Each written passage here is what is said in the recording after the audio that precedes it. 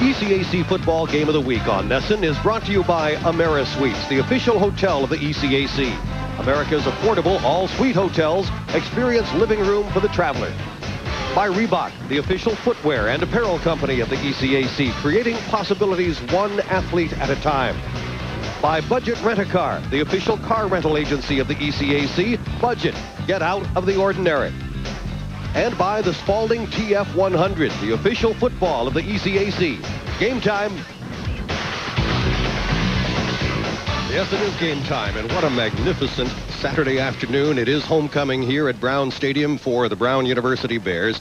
And I believe we're facing north. We can almost see Boston on this magnificent day. It is as clear as can be, and you can see forever. 65 degrees. There is a light breeze. Mostly sunny is the forecast, and they're right on the money for that. This afternoon's game marks the 67th time that Brown and Penn have met. First time was over a century ago, 1895. Penn won that game 12-0, but it started a yearly rivalry. Brown didn't win their first game until 1902, and they beat the Quakers then 15-6.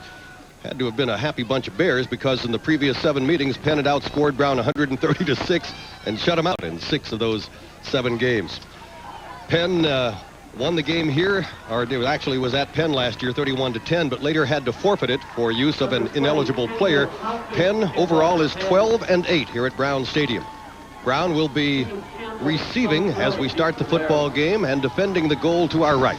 Brown's only won, outside that forfeit, has only won 1 game in the last 5 years. Last year, Penn ran off 31 straight unanswered points after Brown jumped off the lead. They cannot let Penn control the offensive tempo of this game from Brown's perspective if they expect to. This would be an upset. If Brown beats Penn today, that's an Ivy League upset.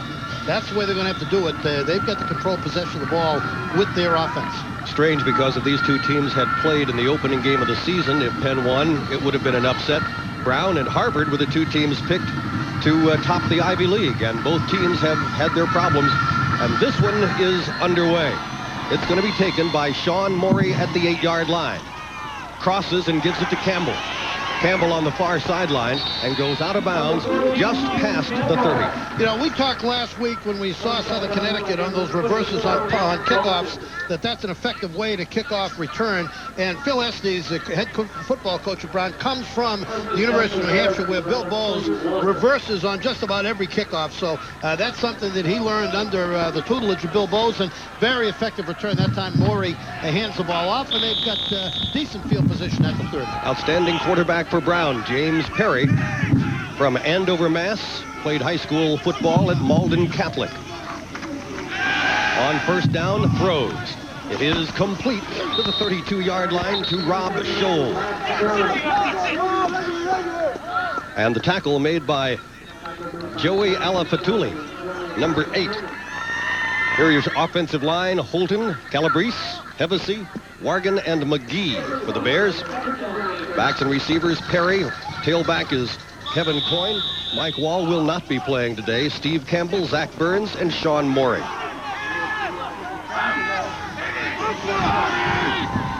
Gain on that last play, 2 yards. There's the pitch. This is Powell, who's been hurt. His first carry in a few weeks, out across the 40-yard line and close to a first down. McDonald and Rosignol making the tackle for the Quakers. One of the reasons their running game has struggled is the absence of Powell and the absence of Mike Wall. Mike Wall outstanding out of the backfield, receiving the football, and a tough inside runner. Talking to Phil Estes before the game, they really built their offense, their running game around Mike Wall this year, but he's been bothered by an ankle injury. Just played spottingly, not playing today, and he's appealed the NCAA for another year to come back next year and play, and he may just be sitting out the rest of the season. Big loss for them offensively out of Woburn, Mass. A former Woburn Tanner. You bet. Pitch to Powell. He's banged around at the 38-yard line. A negative yardage on the play, and it's going to be 3 and out for Brown, their first series. Curry and McDonald in on the tackle for the Quakers. Well, they ran short toss left, and what happens in this situation, they had a very, very short amount of yardage to pick up for first down, but they allowed too much penetration at the point of attack, and this is exactly what Brown could not allow to have happen. A tough sun here, Tom. I was down trying to catch punts before the game, and I'll tell you, it's a very, very tough sun for Pennsylvania receiving punts in this direction. Joe Piella calls for the fair catch, has it at the 31-yard line, and that's where the Quakers will take over early in the ball game. Ivy League battle, Penn and Brown. We'll be right back.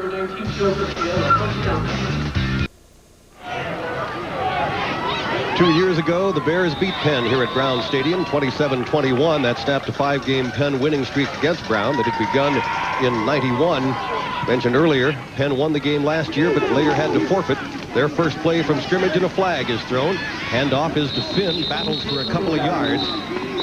2nd and 8, depending upon the flag. I think they had a little illegal procedure. The lateral movement by the fullback was okay, but I think he might have advanced and not stayed lateral. Jim Finn out of Bergen Catholic High School in North Jersey, that's what it is. It's an illegal procedure against Pennsylvania. Finn is just a real horse. They moved him over from defense last year when they were 1-3, and from that point on, they became an effective running football team. He was the state high school wrestling champion in the state of New Jersey at 180 pounds, and he's 6'1", 240 now. Talking to the coaches before the game, they have timed him, the pro scouts have timed him in 4.5 in the 40-yard dash, so he really presents some problems in that tailback position for the Brown defense because he can run it, and Rader's a big, strong guy who can throw the ball. There's so many kids from Bergen Catholic on this Penn team that they refer to themselves as Bergen Catholic South. A lot of extra former Crusaders.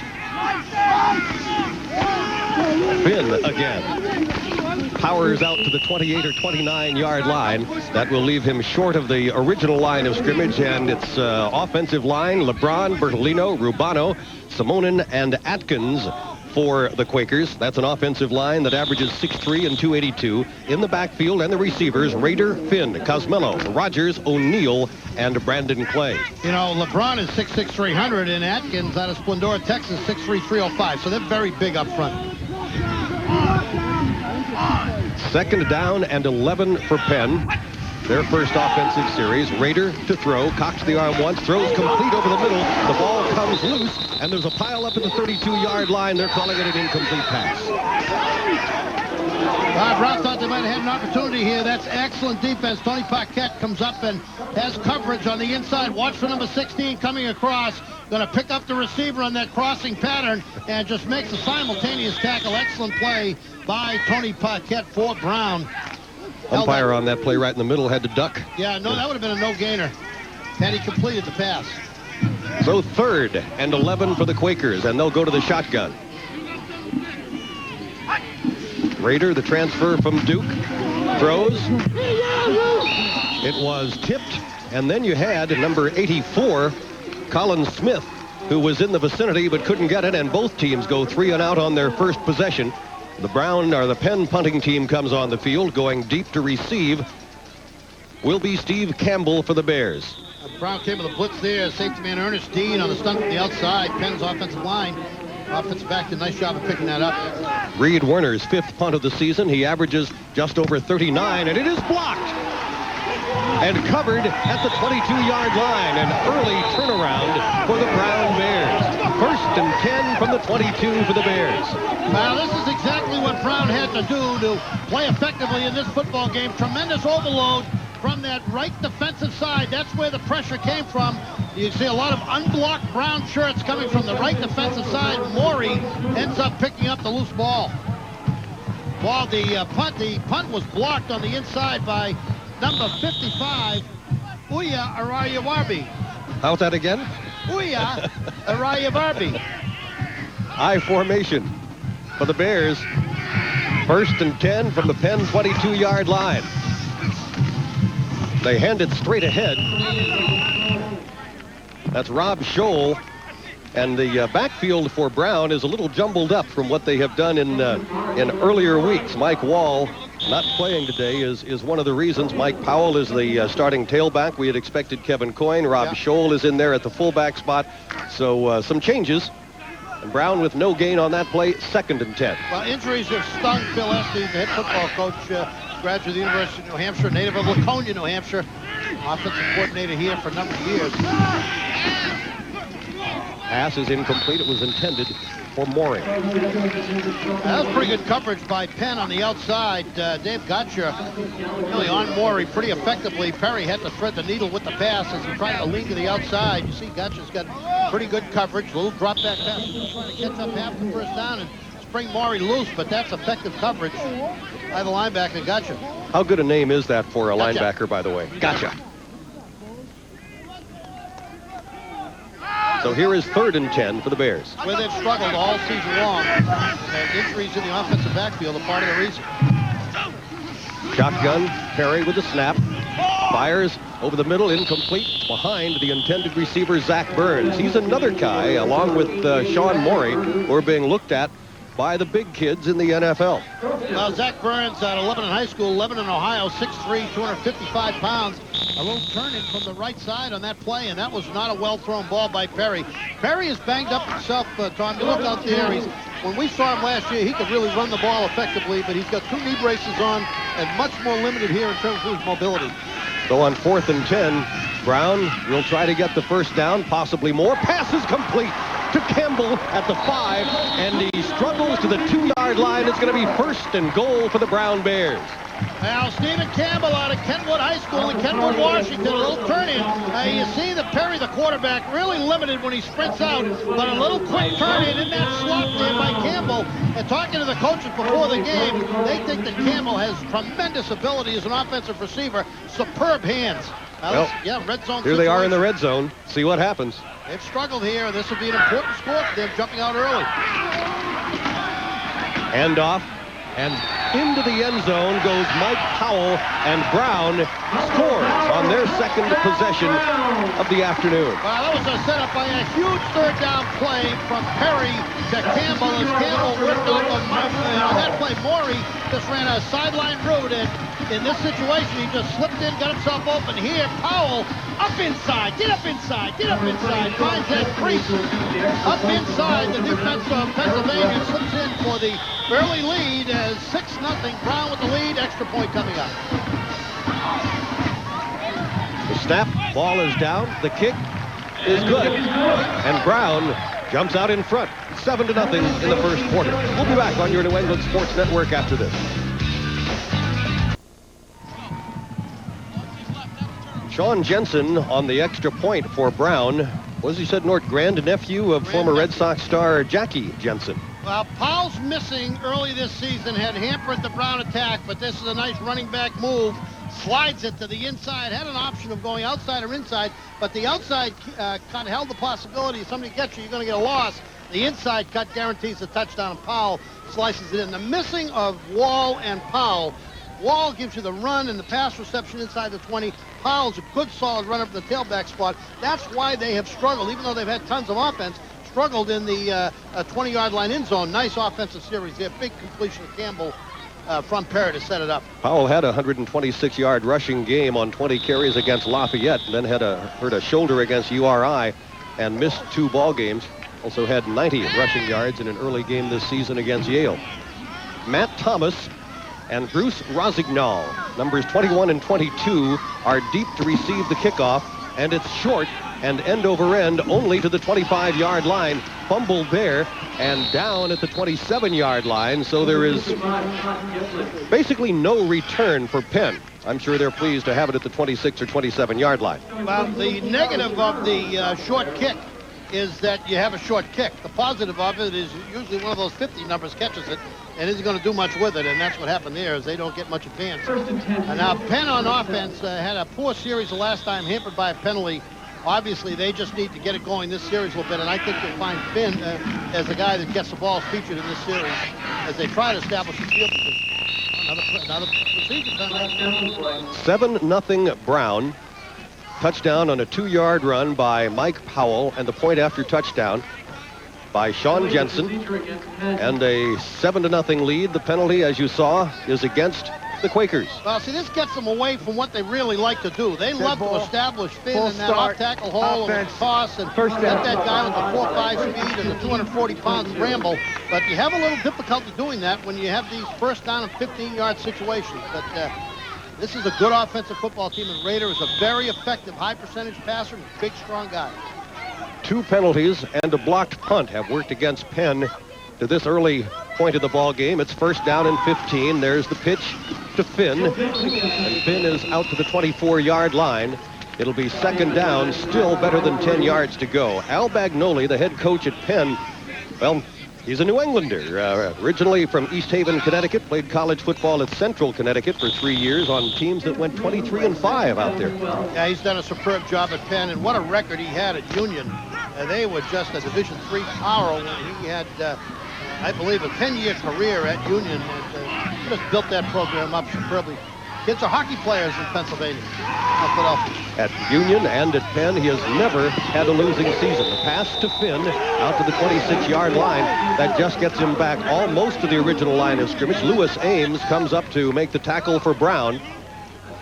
Now, that was pretty effectively played by Ames, because we've talked about Finn's speed, and Finn gets out there in that little swing pass, and Ames chases him down and really makes that play a no-gainer, and you have a third down and probably a long 11 situation for Penn. And this is, again, what their offense doesn't like to be in. You're out in shotgun, and you lose the advantage of runner passing. This is pretty much a clear passing situation.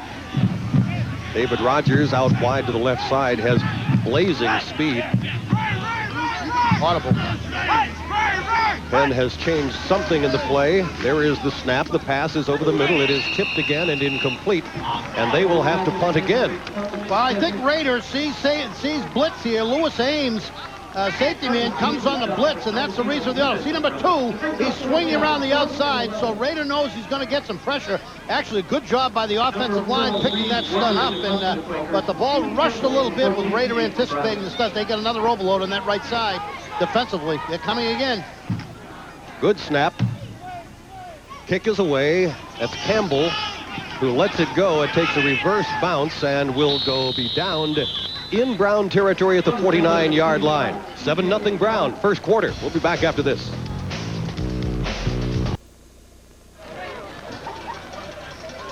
Eight minutes and 20 seconds to go in the first quarter. There is the Brown Bear.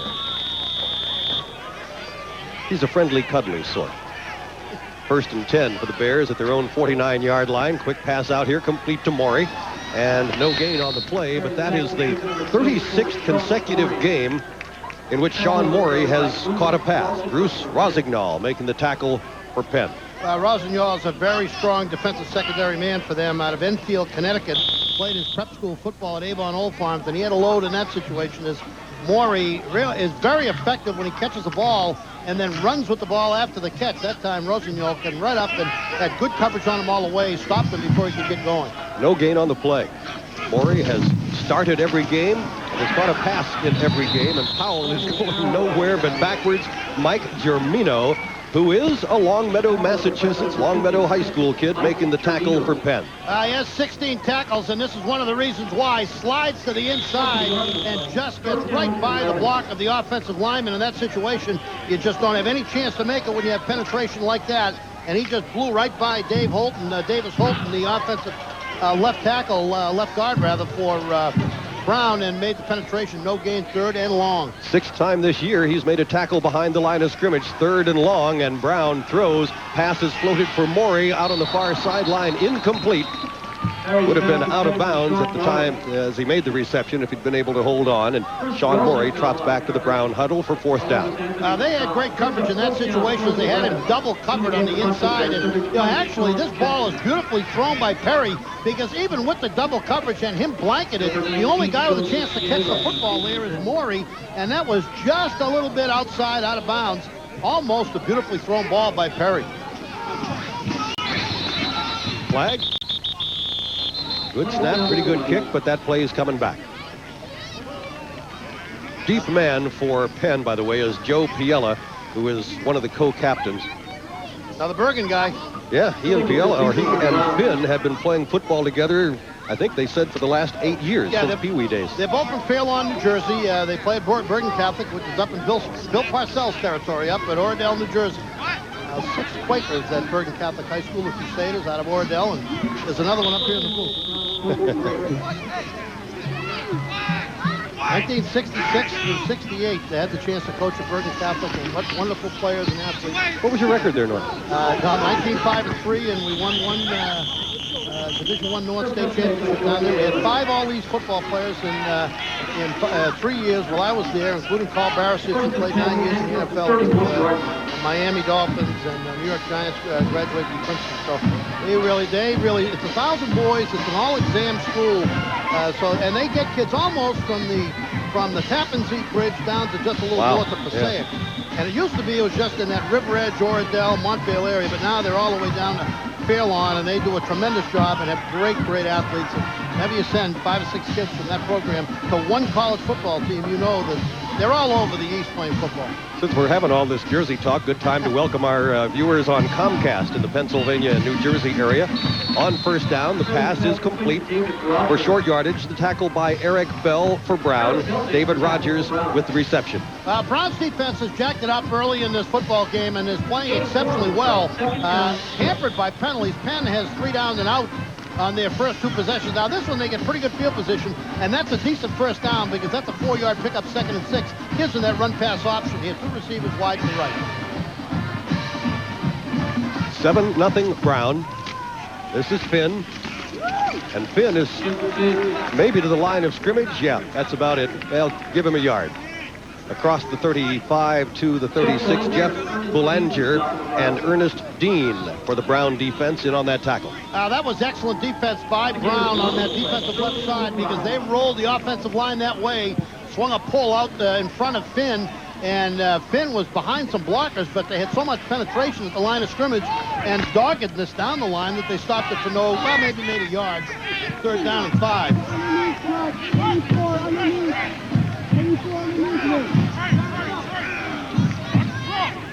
Finn, the lone running back, behind Rader. Short drop and throws. It is complete. That's a first down out to the 47-yard line. That's going to be a gain of 11-12 yards. Greg Del Greco makes the tackle for the Bears. That was a very well-run route by Penn. They just ran a little slant, lined up to the left side, slanting inside. Chris May, it's pitch and catch there. As you can see the separation he has from the defensive back. Well-thrown ball and a well-executed pattern by May. Penn has just a couple or 3 handfuls of people who have caught passes. I mean, Rader distributes the ball to almost the entire ball club. Here's Finn, and he rips across the 50, picks up good first down yardage to the 46-yard line. The first time that Penn has been in the Brown end of the field. Ernest Dean in on another tackle for the Bears. This is what they like to do. They block down on the inside, kick out, and let him take a little delay in the left tackle hole, and there was a big crease at the line of scrimmage, and when that big load goes through there, all of a sudden you've got a 7-yard pickup. He can 6 and 7-yard you absolutely to death, and he has enough speed to break one. 14 people have caught passes for the Quakers. Here's a pitch and another first down. Finn not in the play this time. It's McGee, number 5, who gets the carry. His first tote of the afternoon. Alex Pitts, one of the co-captains for Brown, up to make the tackle. The offensive line reach blocks. The fullback kicks out on the outside, and McGee, who's got excellent speed, turns the corner for a big pickup. McGee, a little different runner than is Finn. McGee, more of a scat back type, but he's got good ability, good speed, and you saw him turn the corner offensively there. He's back in this set for the 2nd consecutive time. 22nd carry of the season, and he stays in at tailback. Back-to-back first downs now for the Quakers. Rader throws. It's incomplete. Down at the 16-yard line. Tony Paquette on the coverage. Doug O'Neill had to reach behind him in order to try to make that catch. He is their leading receiver with 25 catches for the year. Well, Rader would like to have made this pass because O'Neill has tremendous room on the inside there as he made that slant in, and he really created space between himself and the defender, but the ball thrown behind him was a difficult ball to catch. A catchable ball, but still difficult. And excellent pass pattern on the right side by O'Neill. That one should have been delivered in there. They'd had a big game. Brandon Carson, out to the left. Here's Finn back as the tailback gets the pitch, trying to get the first down. Goes out of bounds short of it at the 31-yard line. Alex Pitts there to knock him out. That's the same play that McGee ran just a moment ago. This time Finn doesn't quite run it the same way McGee does. McGee ran it to the outside toward the corner and just turned the corner. That time Finn, he's looking for an option run outside or inside. He just honks it up inside, brings him back to a 3rd down and probably a long 3. Some of the games that we have coming up for you on our ECAC Game of the Week package on your New England Sports Network. Middlebury and Trinity. That will be next Saturday afternoon, and that will be live. And then a rematch of that miraculous football game from last year, Williams at Amherst, on November the 14th. This year, the game will be at Amherst. That will be live at 12 noon. And we'll finish up the series this year for the ECAC with the Eastern Football Conference Championship game. That will be at the home field of the Atlantic Division winner. And there are any number of possibilities. We could be back at Southern Connecticut where we were last Saturday. Full house eye in the backfield. Finn gets the first down, and he's on his way. Nobody going to catch him. 7-6 Brown. Touchdown, Penn. Well, that's the first time we've seen that formation. It was a power eye, but a little different power eye setup where it's a triple eye. 3 men lined up right behind one another, and watch Finn make the cutback here against the grain. It's the off-tackle play with a cutback back to the left side. See, that's power that side. Go over the first down. He slides it back inside. They get over-pursued inside by Brown, and if you over-pursue against the great back, he's going to cut it back against you. That's just what Finn does there, and there's the speed. Breaks it open, heads into the end zone, and if they convert this one, we're going to have a tie game.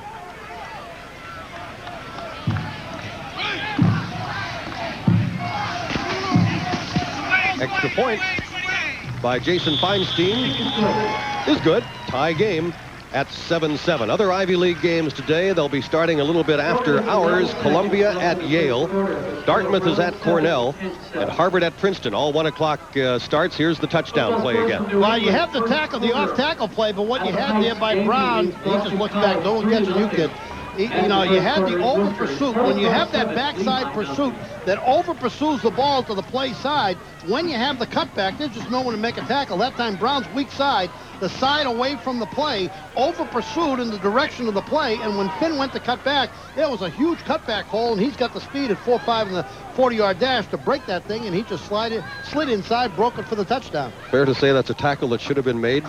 Well, yeah, that's easier said than done when you're 6'1", 240 pounds. In my day, I missed enough of those myself, so I tend not to be too critical. But, you know, you're dealing with a load coming off tackle hole there, you know, so you should have, they should have made the tackle at the line of scrimmage, and they shouldn't have over-pursued from right to left. You know, it was a missed tackle and then the over-pursuit that killed him there. Morey and Campbell will be deep for Brown, and both of them are distance threats.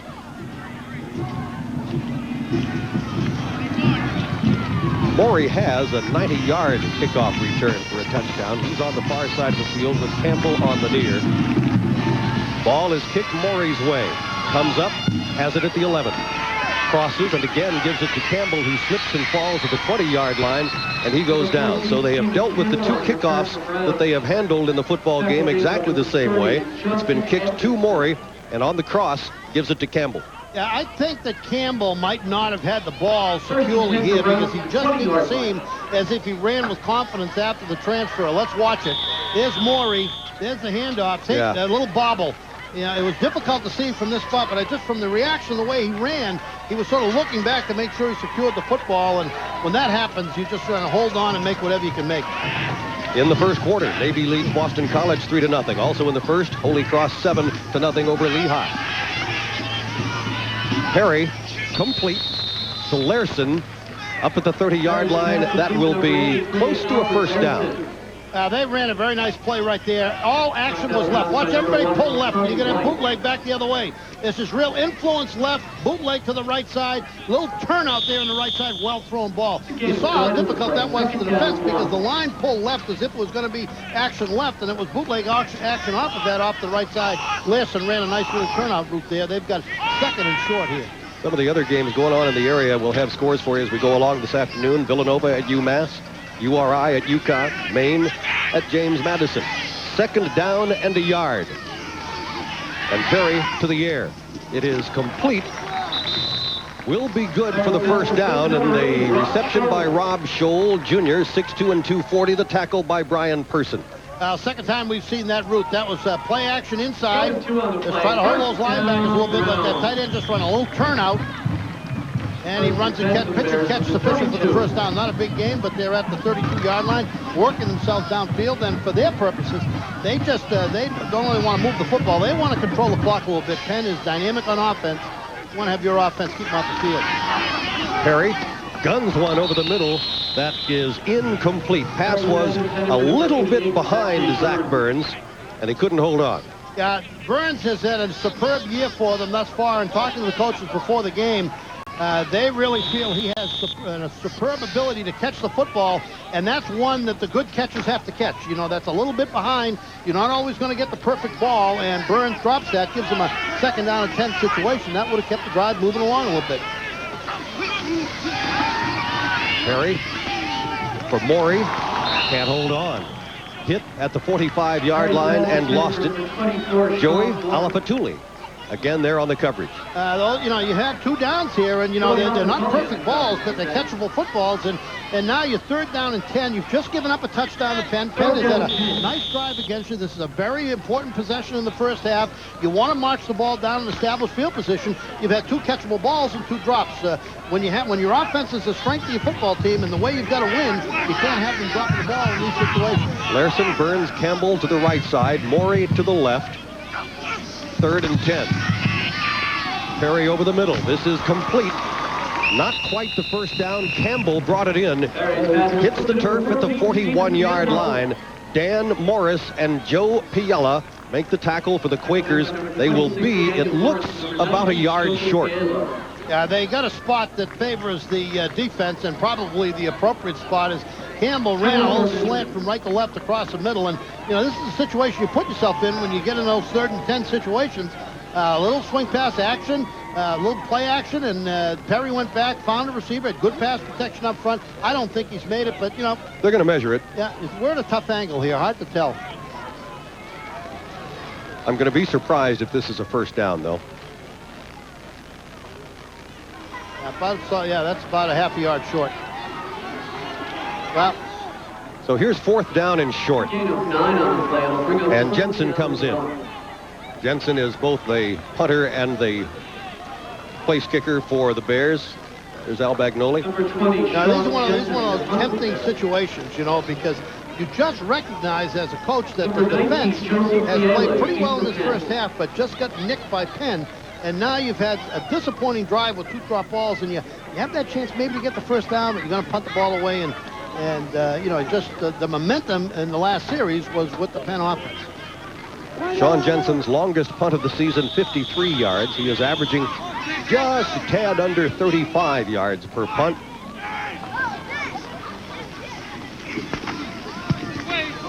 That one's way up in the air. Fair catch called for, and Piella takes it at the 23-yard line. Penn Quakers begin the offense from there. That is a 37-yard punt. When I told you I was out practicing catching punts to see how difficult it was, you didn't ask me how many I caught. How many did you catch? None. I was trying to shade my eyes from I'll the recognize sun. a cue. I was trying to shade my eyes from the sun and give a fair catch signal at the same time. So I was too busy to catch the ball. Homecoming at Brown Stadium. Boy, what a beautiful, beautiful day. Oh, it's a great day. Every time we've been down here, 4 times now in the last 3 years, it's been this kind of a day. And if I recall correctly, Brown is 1-2 in NESN visits. That's offside offense. Now, in 3 possessions, right tackle jumped offside in that situation, and going to give them a 5-yard penalty. Roy Endy, the right tackle, moved a little bit early.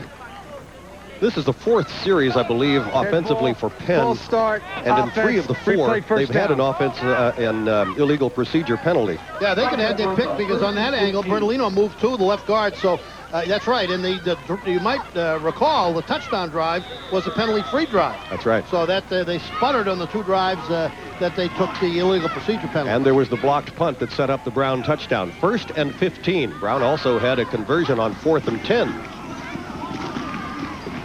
This is Finn, and Finn is back just short of the 20-yard line. The gain will be 2 yards. They get pretty good action there. Left guard, left tackle pull on that little short toss. It's not really a short toss. It's a short handoff up into the off-tackle hole, and he's got a chance to break that either way. Now watch the left guard, left tackle. They're going to pull around in the lead, try to kick it inside. Now he's cutting back again, and they get much better backside pursuit, does Brown there, to make the stop. You can see him look for that backside cut when the left guard and left tackle pull and lead him around. Finn is the running back. 2nd and 12. Reverse action. Gets him out across the 25 to the 26 or 7-yard line. Colin Smith, number 84, coming from a wide receiver spot to take the ball, or May, I'm sorry, 84. Well, they really do a good job of influencing this. Tony Paquette, number 16, gets absolutely lost on the right side, chasing that play, and Brown's pursuit is pretty good here to hold after what they did. Leaves them a 3rd down and 6, or maybe probably 6 yards to go. But that's pretty good pursuit because they were really buffaloed at the start of that play.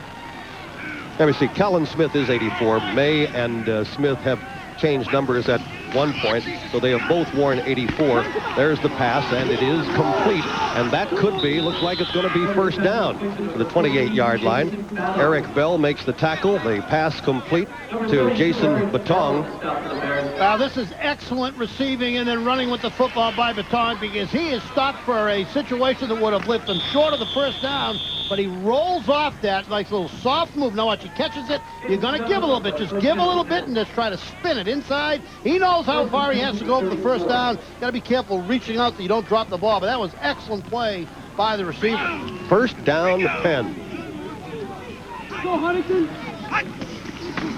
Pitch to Finn, right side. Brown defense choked that one off and holds him short of the 35. Gain of maybe a yard, probably not even that. Grulke and Chen make the tackle for the Bears. Brown is doing a very good job at the point of attack at being difficult to move and just not letting them move them far off the football, and doing a good job of hanging in there. Where they've had a little bit of problem and gave up the touchdown run, you have to be careful with a guy like Finn with that backside cut. Last time they ran it, they did a good job of protecting against that backside cut and held them for maybe a gain of a yard or two. But that's what you have to be careful of when you're dealing with a running back like Penn. Down to the last few ticks of the 1st quarter. Has been a pretty good defensive effort so far by Brown. We mentioned as we started the telecast this afternoon, the Bears have had trouble stopping their opponents so far this season. There's a pass. It is complete. Going to be short of the 1st down. Alex Pitts makes the tackle. The pass was complete to Doug O'Neill.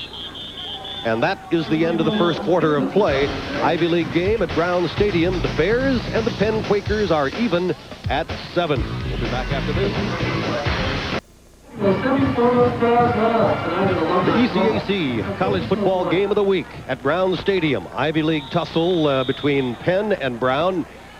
And that Brown defense has given up 406 yards per game. That's last in the Ivy League. 1st quarter today has been kind of impressive. Pass complete out of the backfield to Finn. Gets the 1st down, taken out of bounds at about the 48-yard line by Tony Paquette. 101 yards of total offense for Penn in the 1st quarter, so they're about on target for that 400 plus. Yeah, that was a nice play call for that situation too, because Brown gave pressure to the play side and they picked it up nicely. Good blocking up front by Penn. Little swing pass to Finn, picks up the yardage. They are marching now with 1st and 10 right about at midfield. Guess you can give up the yards if you can keep them from crossing that last line. Finn rips up the middle to the 46-yard line. That will be a gain of 6 yards. That's a nice 1st down start. Jason Lucas, the tackle, along with Peter Huntington for Brown. Well, that's a formation that they scored a touchdown out of. That's that power eye. It's just a loaded eye with 3 men in a direct eye formation behind the fullback, behind the quarterback, and they ran power off the right side. Good blocking in front, and Finn just honked it forward. That's what the good backs do. They all of a sudden you look up and they've made 10 yards. Finn switching from defense to offense last year after 4 games, and after they made that move, they really got going. This is Powell. Boy, that's a nice hit. Coming up defensively, Lewis Ames for Brown. There is a flag on the play. They have a holding call against Penn here on the toss. This is McGee on the toss play, and he just have a great opportunity there as he's trying to work his way upfield to make the hit, and he doesn't miss it. All right, listen up. Hey, we're going to replay them. It's offsetting, okay? 65, keep your hands in. Lewis Ames, 65, keep your hands in. I have offsides, defense, holding on the offense. They'll decline, replay. Finn with 31 rushing yards in the 1st quarter. Passing yards, 33. Louis Ames, has brothers, can you believe this? Huey and Dewey. I don't know what the connection is with Donald Duck for the Ames family. They probably like Huey Lewis in the news. Maybe so. Basically. This is McGee. First down to the 41-yard line. They needed the 42, and he just got across the 42. Penn on the move again. Boulanger and Dean make the tackle for Brown. They do a nice job here. They get the backside fold again. Left guard, left tackle. Roll around the center. Watch the left guard, left tackle. Swing around and look for the inside. Now, when they pull, their job is to turn up the first hole they see to the inside. If you see something to the inside, you see a hole, those linemen are schooled to turn the thing up inside, then the back works off their block, and he turns it up inside. Misread some stats. Give Finn 52 yards rushing in the first quarter. There he is again. This time, just a yard or two. And it'll be second down. Looks like he may have gotten this back to the line of scrimmage plus a yard or thereabouts. Bell and Boulanger, they seem to work well together in on that tackle for the Brown Bears. No gain on the play. Second and 10. Underway in the second quarter at Brown Stadium. Homecoming for Brown University in a tie game at 7-7. Brown scored first. Penn has come back to tie. Second and 10 for the Quakers. Raider incomplete. Pretty good defensive play by Azebo Smith, a junior, 5'9" and 190. Interesting in that he was Brown's leading rusher last year, and apparently feeling they needed some help on the defensive side of the ball, they made him a defensive back. I'll tell you, Mike Bertolino, the offensive guard at 6'5", 270 out of St. Joseph's High School in Montvale, did an excellent job in that play, picking up Lewis Ames, who was stunting from the outside. I'll tell you, the Penn offensive line does a great job picking up stunts. Brown's tried to pressure them. They just can't get through. Doug O'Neill and Chris May are wide to the left side of the field. Here's that reverse. May again going around the right side, and this time Brown handles it very nicely. There will be a loss of 3 or 4 yards on the play. Back to the 45. That's Gordon Chen with the tackle. Well, you can't play it better than Gordon Chen, the left tackle at 76. See, he swings it. He doesn't give in to the fake, and he's right out there in the middle of the traffic, and he's dropping the play. That's just a great play by Chen. Quarterback it in the block, but he just was unblockable and did not give in to the fake. Swung there, stayed out on the left side, swung out to the perimeter, and made the play. Great play by Chen. Reed Werner, who had one punt blocked, gets this one away, and it's short. Looked like it came right off the end of his foot. And it's going to be downed at the 23-yard line. That is only a 22-yard punt. And with the score tied in the second quarter at 7-7, we're going to break. We'll be right back after this. Some Quakers have made the trip up from the Philadelphia area, and the Battle of the Banners is underway. Quaker pride, and right next to it, the Brown people have hung theirs. Cook the Quakers' oats. We're in the second quarter of a tie game at 7-7. This is Perry keeping himself, the quarterback, to the 32-yard line. New quarterback in there, Weber, for the first time, number 19. Yeah, they like to put Weber in as a change of pace. Perry is so banged up with the knees that they really cannot run the ball effectively. Matter of fact, Phil Estes says he looks like an old man when he comes out the field because he just had knee problems, and you know, some circumstances might not be playing, but he guts it up. When they want to change the tempo of the game and run some option, they throw Weber in there. Weber's only thrown for like a 68% completion rate as well, and he keeps the ball again, and on his first 2 carries, he gets the first down.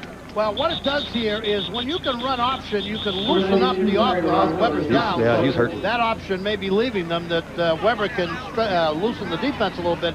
Weber runs the option on the first 2 plays, and that's just designed to change up the tempo of your offense so that you loosen up the Penn defense a little bit and spread them out. But with Weber going down, that's going to curtail their opportunities to do that. We're going to break in here in the second quarter. Brown and Penn, Ivy League ball game, tied at 7-7 on your New England Sports Network. Welcome back, everyone. You're going to see how Eric Weber hurts his knee here. The junior out of Sayville, New York, as he starts to pivot left. Watch that left leg. Right there. Hobbled off the field.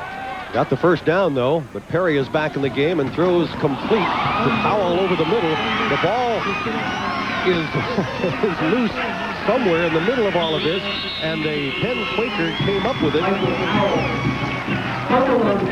and is taken down at the 37-yard line, so there's a turnover.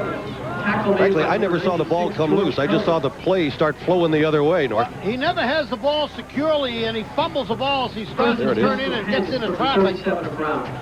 I'm not sure that could not have been ruled an incomplete pass, but it goes as a fumble, and Penn gets an opportunity here, gets a break with the football in Brown territory at about the 37-yard line. Opiello with the fumble recovery.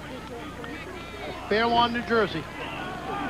So here's a great opportunity for the Quakers in a tie ball game at 7-7. Back goes Rader, avoids one tackler, throws to the end zone. Nobody there. Well, Doug O'Neill was there, but the ball was way out in front of him, and he had a couple of people in brown jerseys with him. I think they might have dodged the bullet there, Penn, as well, because they were doing some holding on the left side of that offensive line. I thought 63 had a grab on. And see, that's hand to the face, and now a grab on. Well, they get away with it. And the ball's overthrown into the end zone. You had a situation there where number 63, the left tackle, a big guy, Jason LeBron, got away with a little hole. Good for him. 2nd and 10. Handoff for Finn to the 35 and beyond. A gain of 4 yards on the play. Ernest Dean involved in another stop for Brown. That's the old offensive line. He got away with a hole. They just have to hold sometimes. But if he gets caught, what do you say to him? Well, I don't say much. Try not to get caught next time. This is a backside pull, left guard, left tackle, just folding it up inside, try to find a hole in the line and work behind those two big guys upfield. Boy, they run that play effectively.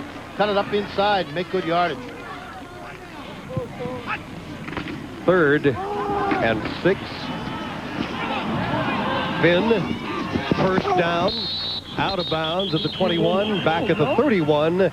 There's a yellow piece of cloth laying on the field. Yeah, I think they got caught that time in a hold. And this is the same play with the right guard, right tackle pulling. And this time Finn takes it to the outside. See, the inside hole's not there. He slides it to the outside. We got a hold in the offensive line, and Penn's going backwards.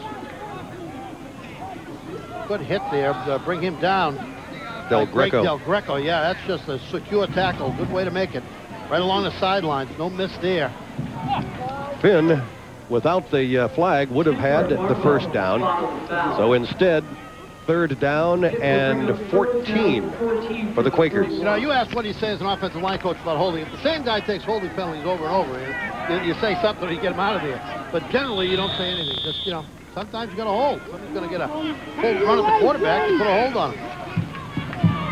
Shotgun for the Quakers. Rader rolls right. Cocks the arm once, now fires. It is complete down to the 11-yard line to David Rogers. First down, and Penn banging on the door. Well, that's a beautifully thrown ball by Rader as he has Pitts in the short coverage.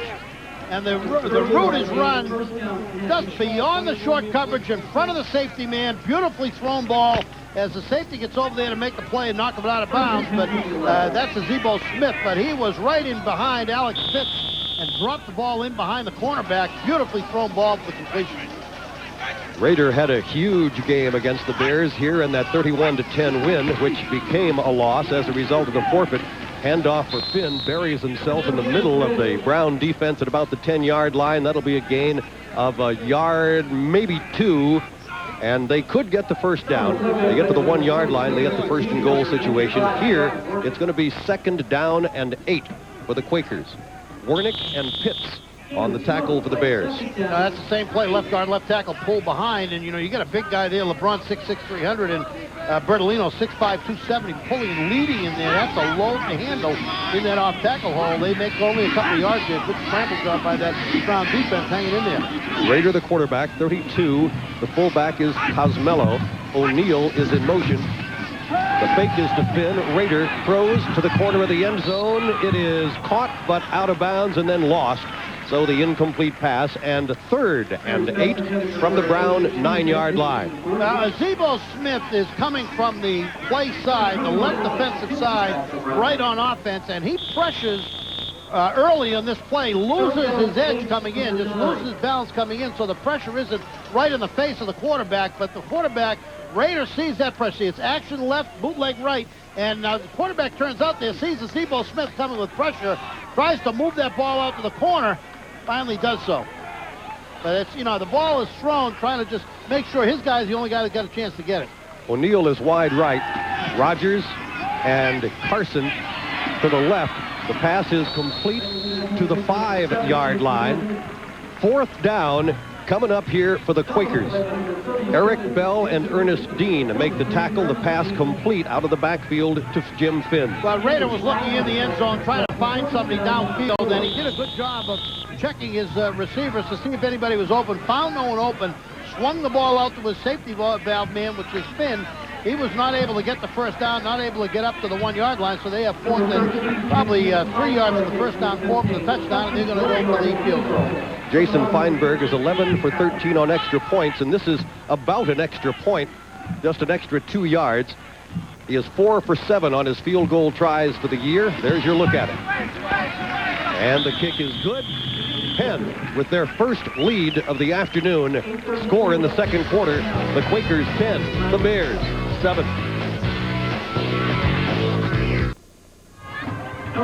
Welcome back, everyone. Penn leads Brown 10-7 here in Providence, Rhode Island. That's Jason Feinberg out of Mainland Regional High School in Linwood, New Jersey. 8:34 remaining in the second quarter. Feinberg, 21-yard field goal, 10-7 in favor of the Quakers from Penn. Steve Campbell at the 5-yard line, far side of the field. Sean Morey up at the 8-yard line, near side, are back on the return of the kickoff for Brown. Both, as we mentioned earlier, are threats to take it to the house. Well, we know thus far in the football game that they like the reverse on the kickoff. Done it every time. It's been to Morey, and he has handed it to Campbell. It'll be Morey again. 6-yard line. Keeps. A lot of white. Cuts back up the middle. Morey made a little something out of that. Out to the 25-yard line. Running left, came back up the middle. I'll tell you something. That's making something out of chopped liver, because that was return left. Return left, return right as you look at it, your television screen. So that's going to be return left, and there is absolutely nothing wide to the left side. Now here's a reverse, fake to Campbell. Now he's trying to get out to the left side, but they've got that well defense. Lots of white shirts up there.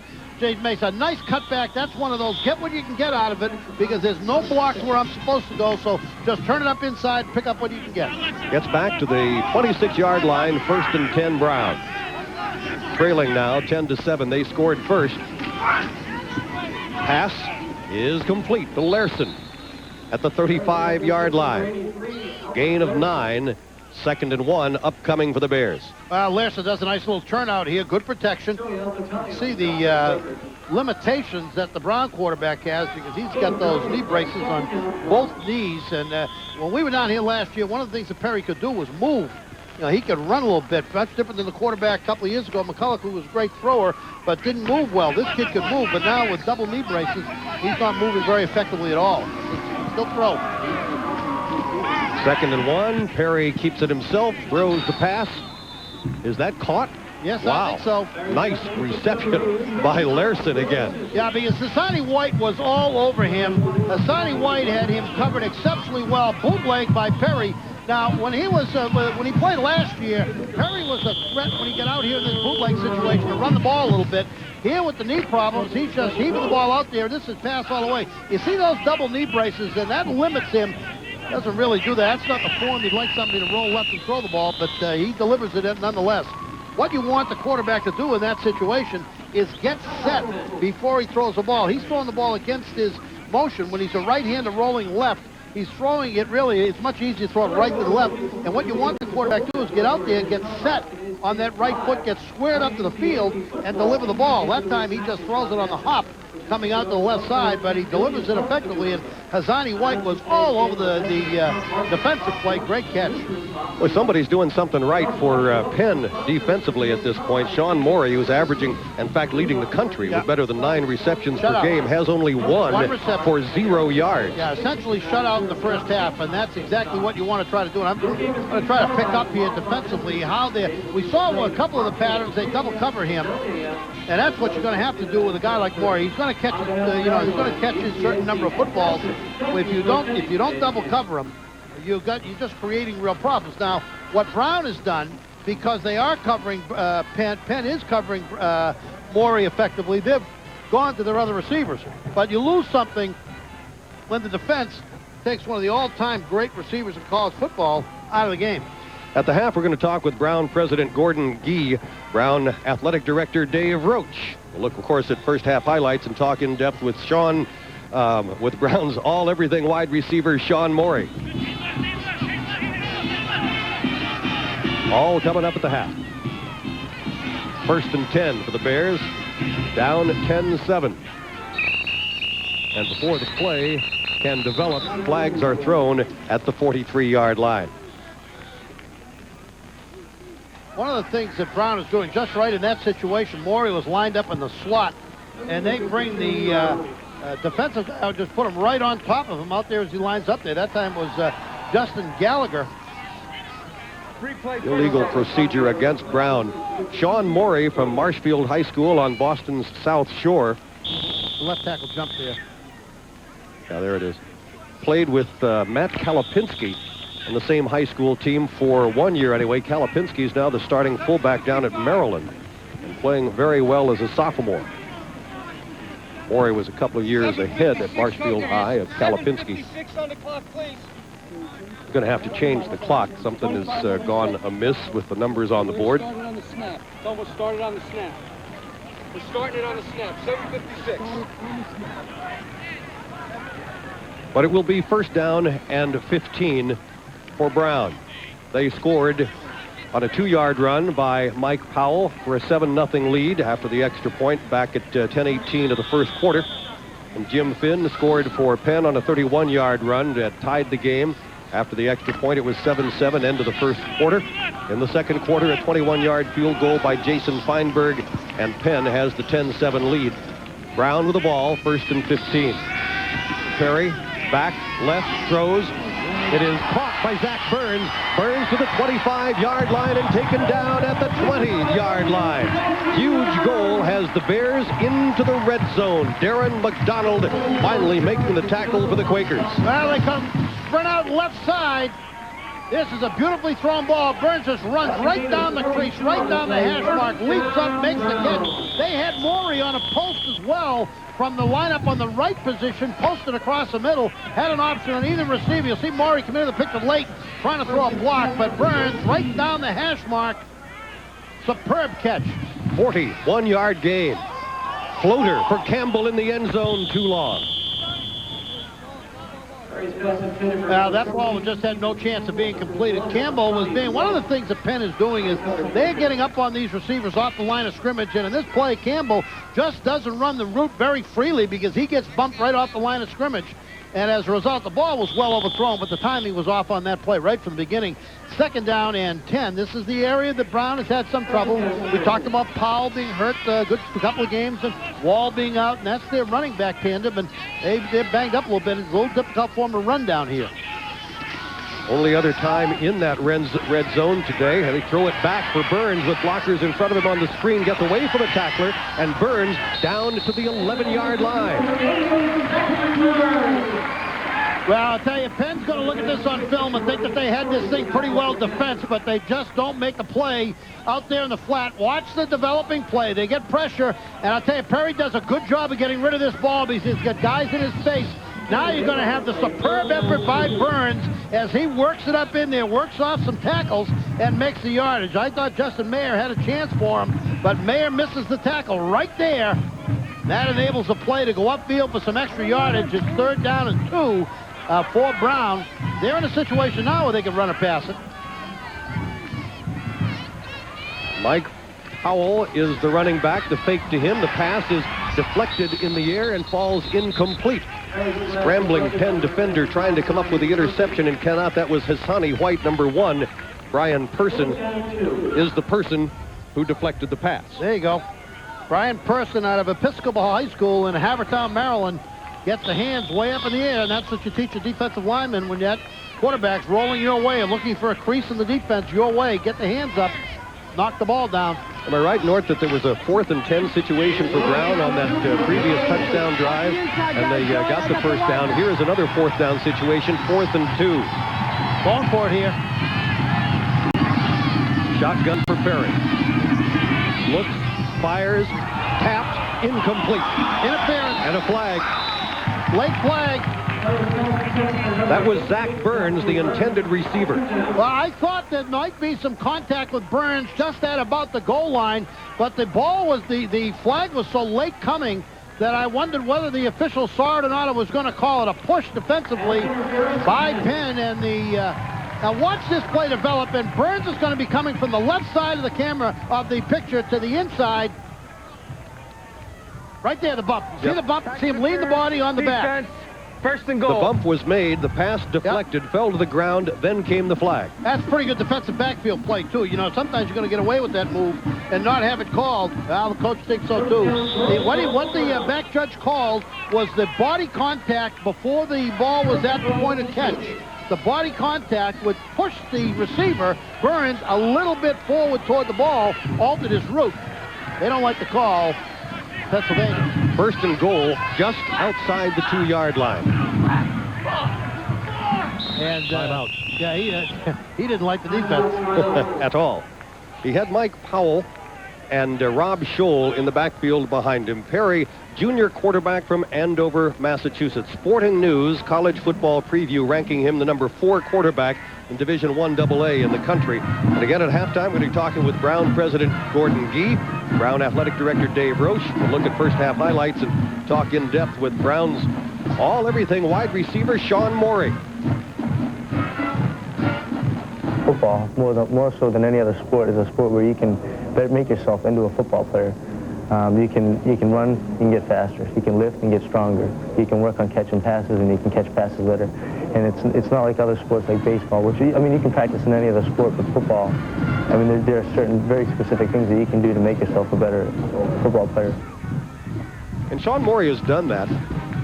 Was a good high school football player, not a great high school football player. Spent a year at prep school and has just kept working at it. Yeah, he prepped up at Hebron, and Hebron's not known as a prep school football power, but they do a good job with kids. It's just like a look at the arms, take a look at that right arm. That's the weightlifting part of it. That's what Sean's talking about, getting stronger. Just look at the forearms down there. Wide receiver who's spent a lot of time in the weight room getting stronger, and that makes a big difference. Downfield blocking, catching the tough ball, those forearms and arms, if you keep the soft hands, that's a guy who's bulked up some.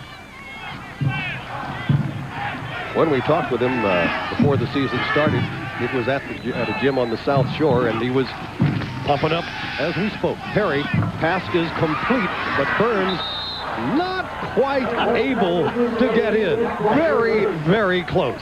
He does a pretty good job, does Burns there, and Gallagher makes the tackle and keeps him out of the end zone, but that's an excellent effort by Burns, just trying to get himself into the end zone. Justin Gallagher, who's a real strong, tough defensive guy, makes the tackle and just keeps him out of the end zone.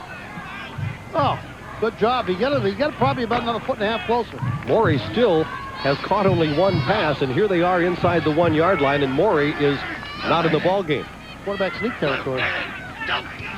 That's Scholl in motion. Pitch to Powell, scored the first touchdown and the second. And Brown grabs a lead at 13-10.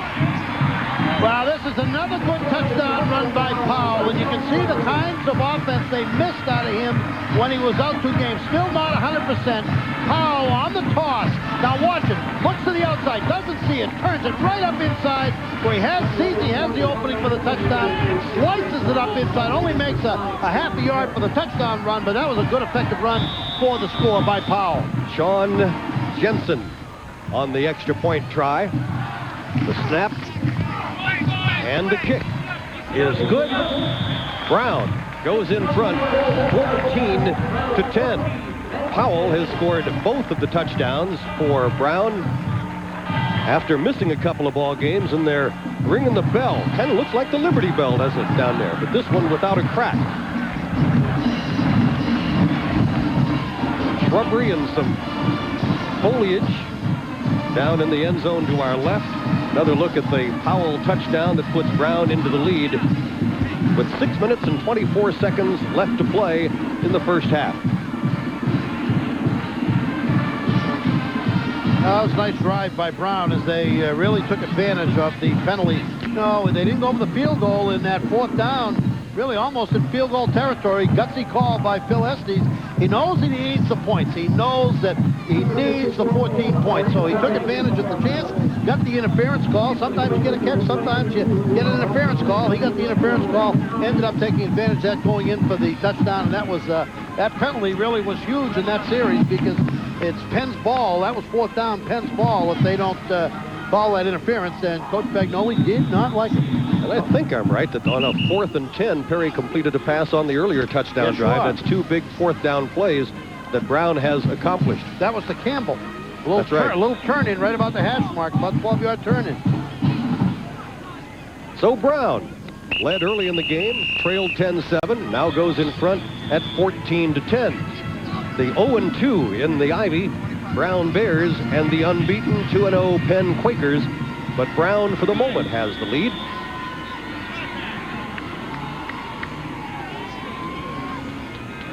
Brown kicking off left to right. High and short. On the run at the 20-yard line is Rosignol.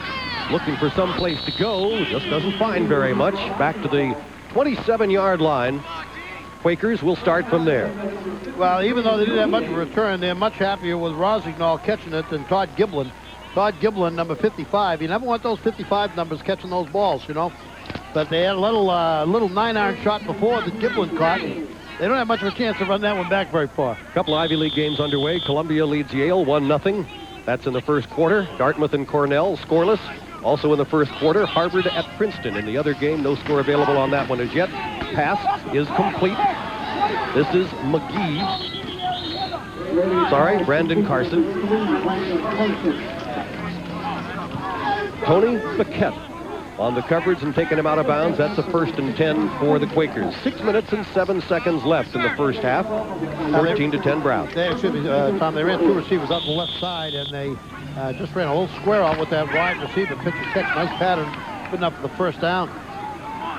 Lehigh and Holy Cross are tied 14-14 in the second quarter, and Boston College has come back to take a lead over Navy 7-3 also in the second quarter. Pitch. This is McGee. And McGee picks up 3. That's a pretty good example of what they do effectively in the offensive line, Penn. Everybody reaches down the offensive line. Everybody just slides left. Zone blocking. They're going to give McGee the ball and let him try to find the crease. Now watch that whole offensive line. Slide left. Everybody slides. Zone block left. Now try to catch a crease inside there. Good pursuit. Shaking off those blocks on the inside by Brown's defense. Jeff Belanger with the tackle. Nice play there. That's a big wall. You're going to try to slide yourself through there as those white shirts just try to zone block down that left side. Rogers and Carson wide right on 3rd and 7 for the Quakers. Handoff faked. Rolls right and throws. It is incomplete. Rogers had it, just wasn't able to hold on. Incomplete pass. Well, it was incomplete twice because I think it went right through the hands of Brandon Clay, the tight end. Now watch this play. A little confusion there in the offensive line. Everybody's swinging up front. Looks confusing. Now watch this ball go right through the hands of Clay and double incomplete. Quarterback lucky didn't get 2 incompletions on that. Get 0 for 2. 3rd and 7. Doug O'Neill joined out on the right side by David Rogers. Shotgun for the Quakers.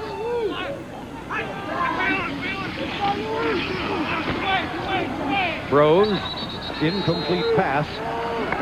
It was kind of like a first baseman scoop. Took it on one hop. Yeah, that's the first time Brown's been able to get to the quarterback with pressure. Lewis Ames comes from the left side, and you'll see that he just causes Rader all sorts of problems on this pass. As Rader's trying to throw it, and watch what he has in his face. Just action coming right at him. Lewis Ames almost simultaneously gives him a whack. And I think that just affected the flight of the ball. Nice series here by Brown defensively. After scoring the touchdown, they're going to get the ball back as long as they hold on to the punt. Campbell is deep. Fair catch. Steps up, takes it at the 24-yard line.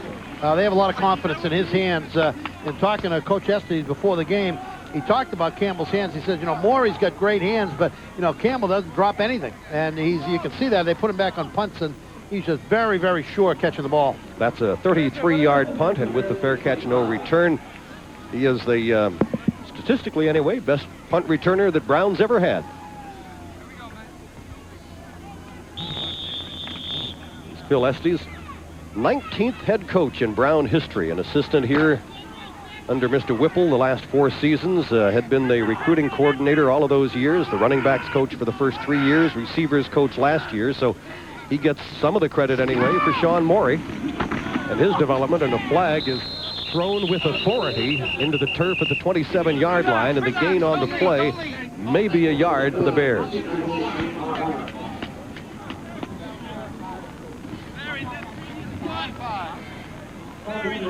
See the call.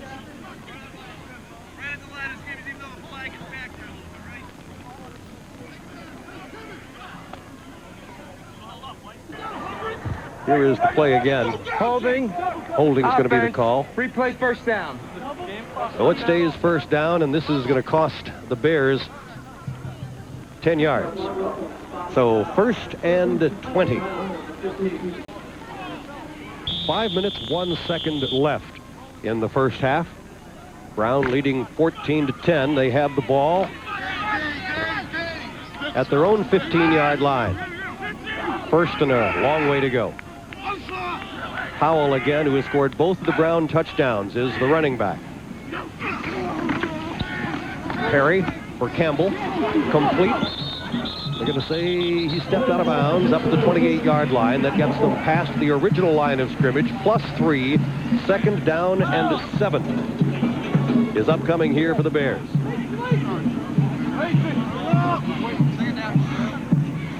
Campbell being chased by Hassani White, gets a little bit of help. And 2nd and 7 for Brown. Rob Scholl comes out, going wide left are Campbell and Morey. On the near side is Al Larson, number 83. Perry, handoff for Powell. Pops to the 30 and across the 30-yard line, a gain of 2 yards. 3rd and 4 upcoming for Brown.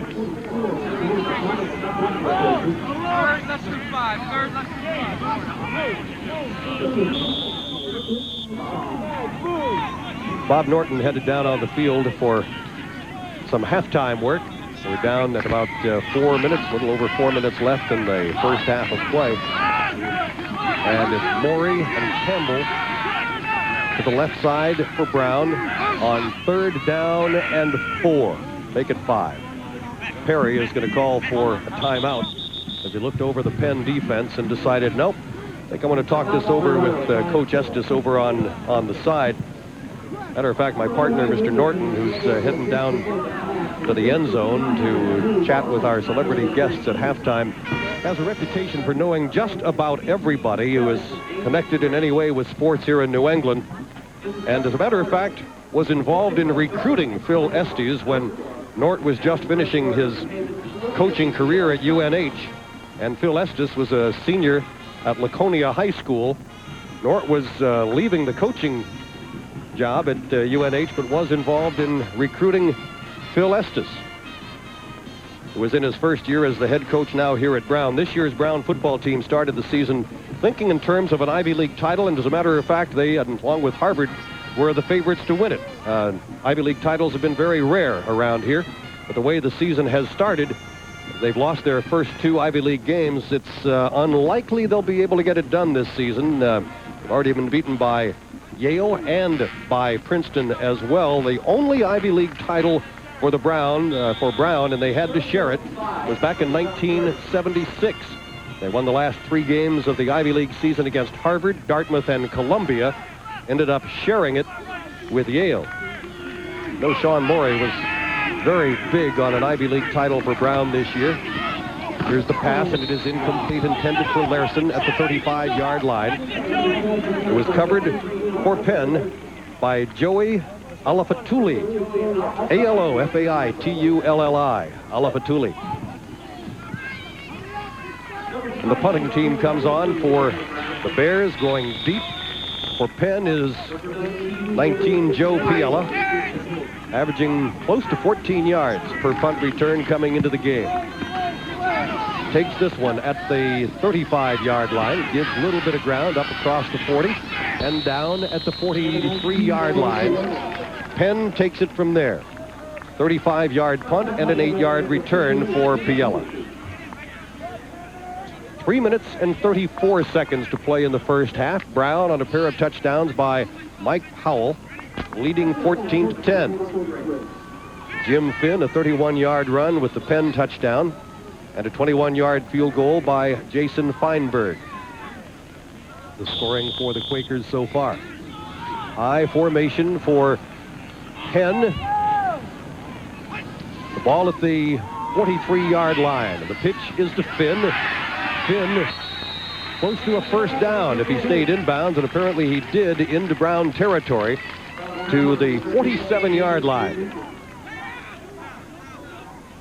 Needed the 47 for the first down, and looks like he got there, and they are moving the chains. 1st and 10 for the Quakers.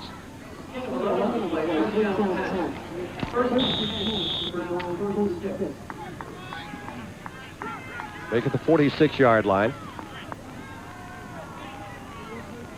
Wide out to the near side is Brandon Carson, and 81 is David Rogers.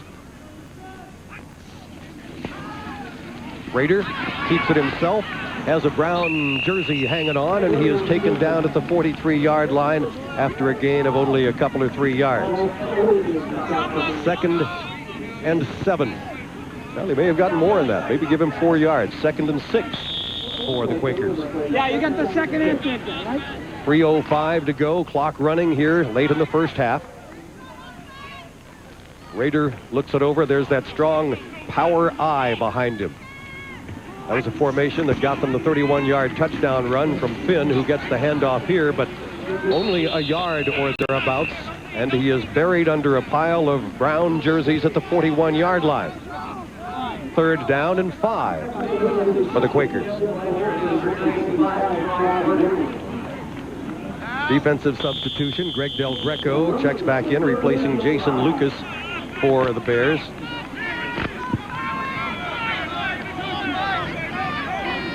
Third and 5 for Penn. A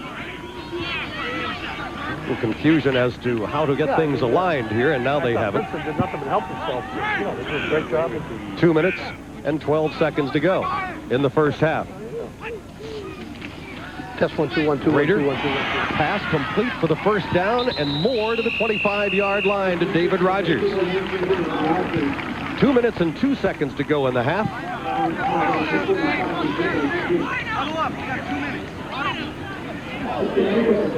There's the pass again, complete over the middle to David Rogers. Rogers is stopped at the 21-yard line. 1st and 10, though, for the Quakers as we get late in the first half. Less than 2 minutes to go, minute and 50 seconds. That, of course, is a great deal of time. The ball is at the 25-yard line. The handoff is for Finn. And Finn gets to the line of scrimmage, gets away, but is slammed down at the 24-yard line. Short gain, just about a yard or so. North, the play's coming right at you. Well, it sure is. I'm down here in the catbird seat, you know, and you have two situations here. One, you have Penn and a pretty good drive, and you have second, the time running out on the clock with 1 minute and 33 seconds left to go. Brown really playing tough defense, and, you know, one of the things, the advantage that Penn has down here is that they have the ability to both run it and throw it, and, you know, with Finn, you just have to expect that they're going to let him honk this ball in and see if they can put some points on the board. They're in pretty good shape to score 3 anyway, and they'll be down by 1 heading in, but they'd like to get the full 7 here. Finn has been the workhorse for the Quakers. Yeah, these are numbers worth looking at. Penn hasn't lost a game when he rushes for 77 yards or more, and he is dead on that figure, 77 yards so far this afternoon. He was a defensive player until game 5 of the season last year for Penn. They moved him over to the offensive side of the ball, and after they had gone 1-3 in the first 4 games of the season, they lost only 1 the rest of the way with him running out of that tailback spot. He's a big kid for a running back at 240 pounds. And as we know, he's got the right kind of lineage. He's a Bergen Catholic kid. The Crusaders, you say? They're the Crusaders. 1 minute 33 to go in the half. Brown with a lead of 4 rather, and they'd like to hold on to that, but Penn well within striking distance now and with some time. Back goes Rader out of the shotgun. Throws. It is incomplete, and a bump at the 8-yard line. Boy, it looked like the 4th of July. All that yellow in the air. The flags called on the Penn defender, Ernest Dean. Yeah, it's interference. Dean just interferes with the root of the receiver coming across the middle. Almost ran a block on him. So they're going to have a first down about the 6-yard line. Nobody missed that one, did they? No way to miss it. Hold the box. If I saw it, the back judge had to see it.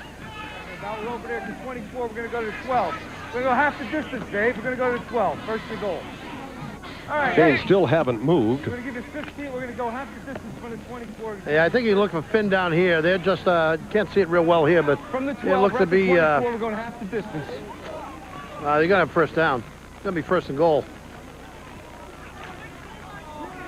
Well, they're putting the ball at the 12-yard line. Well, they got to move the stakes. Yeah, they haven't moved the sticks yet. First and 10. It is a first down. Now they're moving the chains. It's going to be at the 12-yard line. So with 1 minute and 24 seconds to go, Penn is trailing 14-10.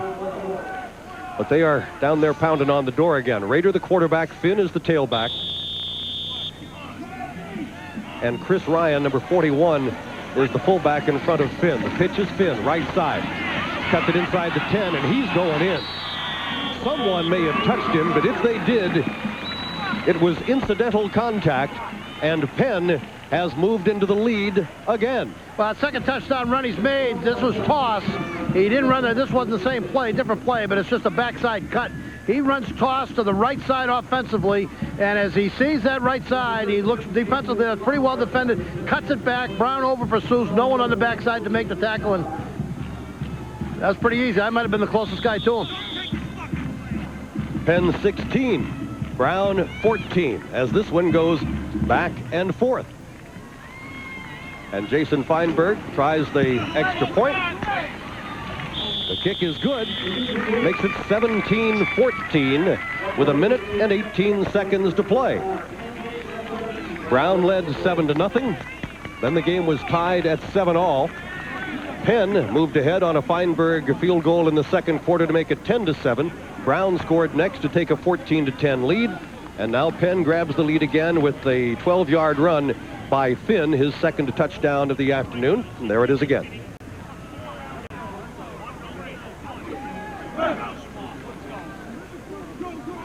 Finn on the season actually has thrown for a couple of passes, by the way. That might be something we ought to pay attention to. Nor as the game goes along, he's completed both passes that he's thrown, and one of those has gone for a touchdown. But he comes in averaging well over 100 yards per game, 592 yards in 5 games.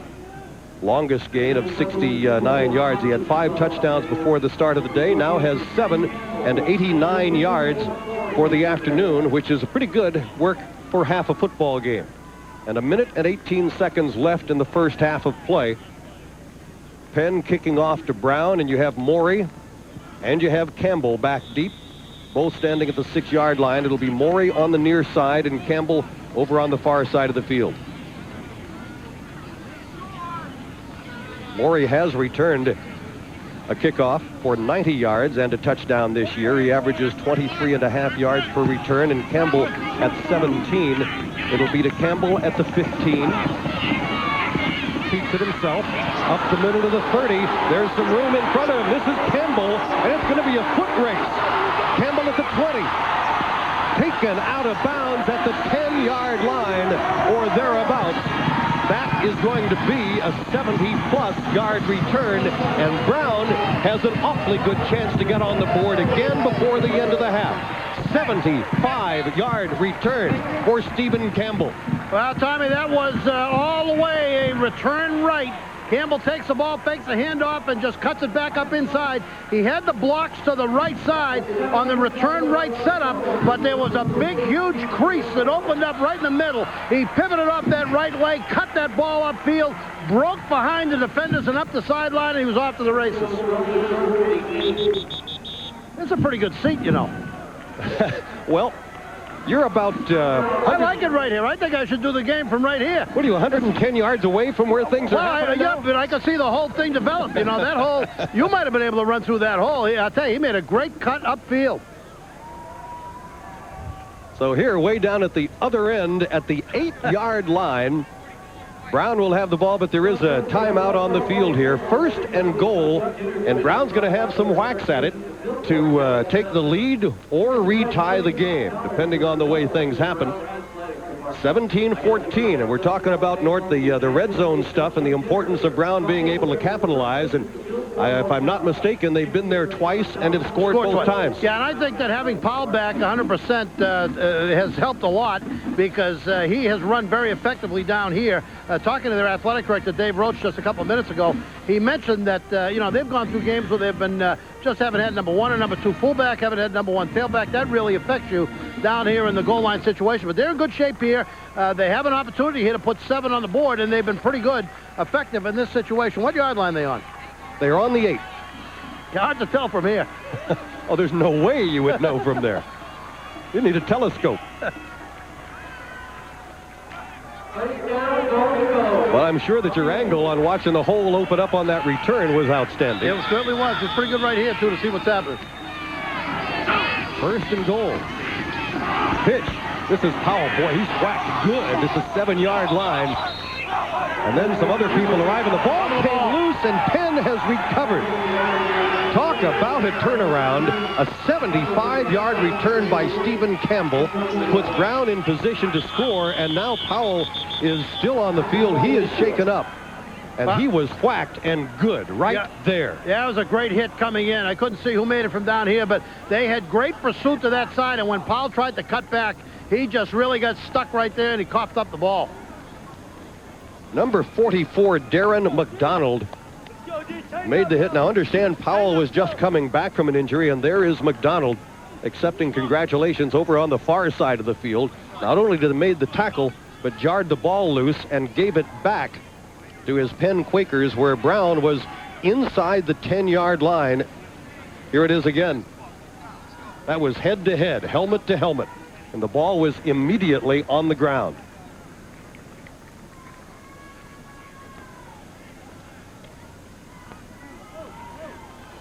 They're still checking with Powell, who had come back from a shoulder injury in a game that he suffered against URI and missed 2 games, had come back here and had scored the first 2 touchdowns of the game for Brown. And now he gets a hand as he's up and walking slowly and a little bit unsteadily as he heads for the near sidelines and the Brown bench. Yeah, he really got his bell rung there, got it stuck right in the coconut. Let's look at that play again and just listen for the contact.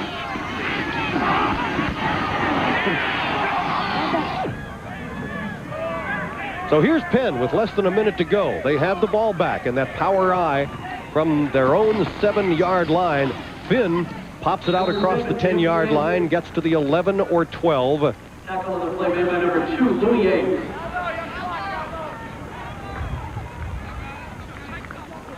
Lewis Ames, who is the leading tackler for Brown for the season with 56 coming into the game, makes that stop for the Bears.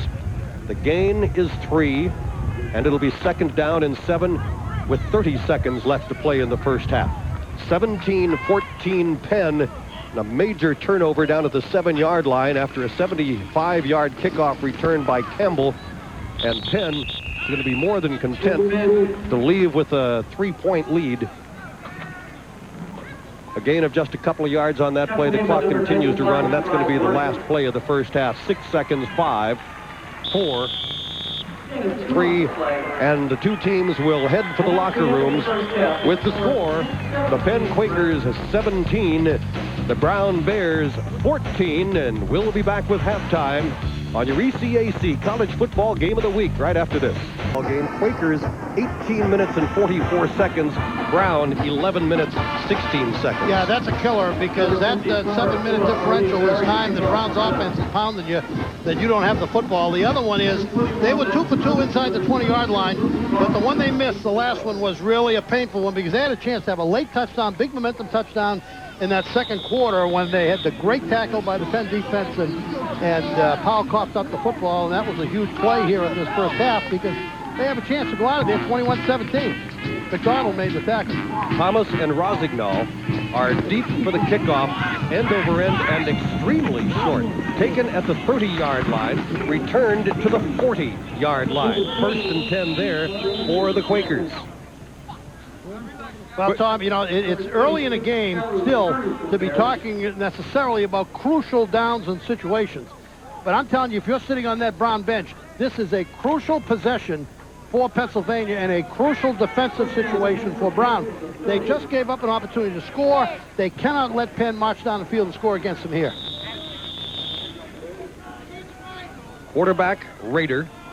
Finn, by the way, 92 rushing yards for Penn in the first half. Pass is tipped and incomplete on 1st down for Penn.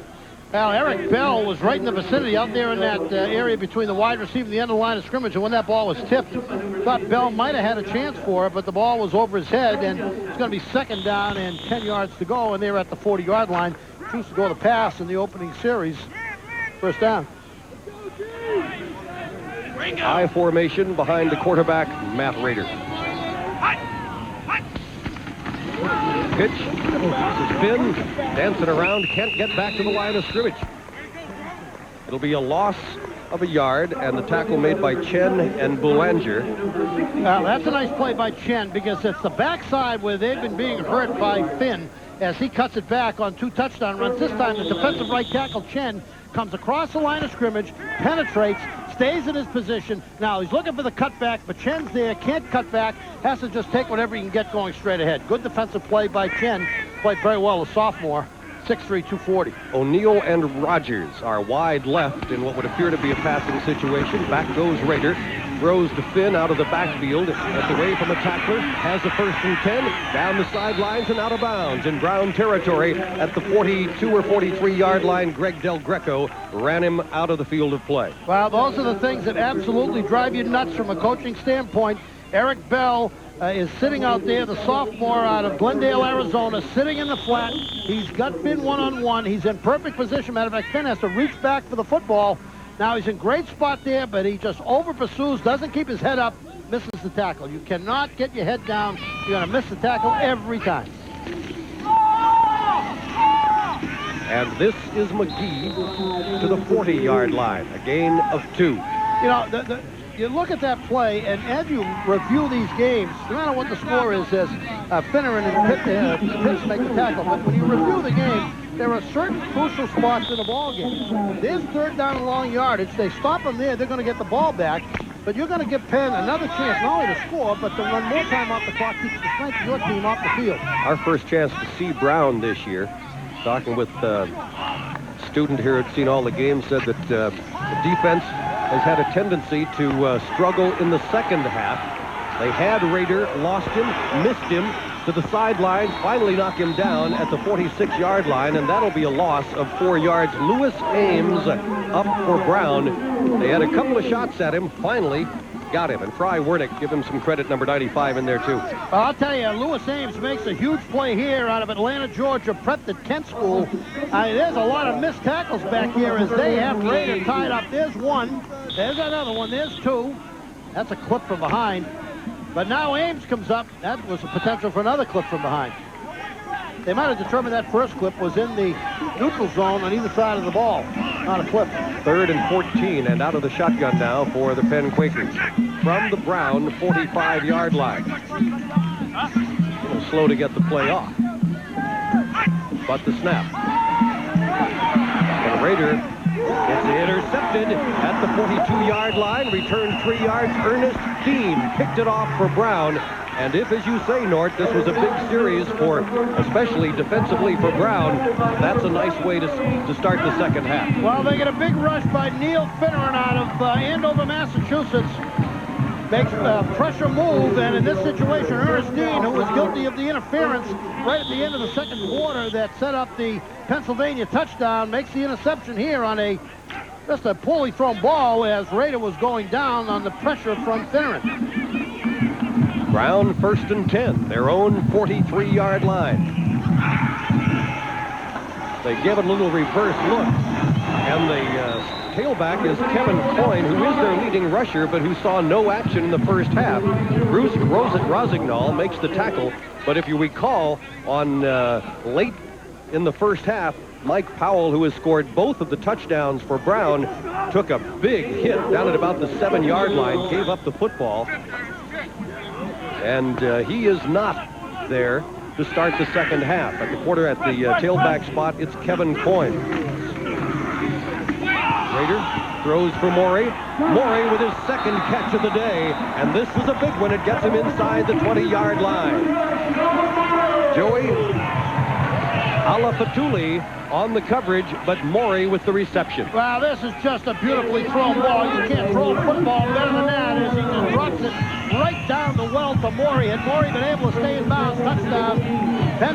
Pennsylvania defensively has played exceptionally well in covering Morey. You just can't throw a ball better than this. If that ball's short, defender has it. That ball's just thrown over the defender. Beautiful ball. Fourth time inside the 20. Here's the pass from Morey all alone. Nobody there, solo job. Hitch and go. Hitch and go. He did a hitch and he really fit on the hitch. He went hitch and go, pump fake from the quarterback, Perry, on the pump fake and the hitch and go. I'm telling you, the only question was, when somebody dropped the ball, it'll be overthrown. He was 10 yards along in the end zone. Great pattern by Morey. Watch the hitch and go on the left side. That's the pump fake. And you're going to see how far out in the open he is. There's Alafatuli in the back. He was coming off one knee as he just got faked out by Morey on the hitch and go. Brown back into the lead. This has been a leapfrog kind of a football game, and here is the extra point by Sean Jensen. It's good. 21-17 Brown. And we'll be back at Brown Stadium, Providence, Rhode Island, right after this.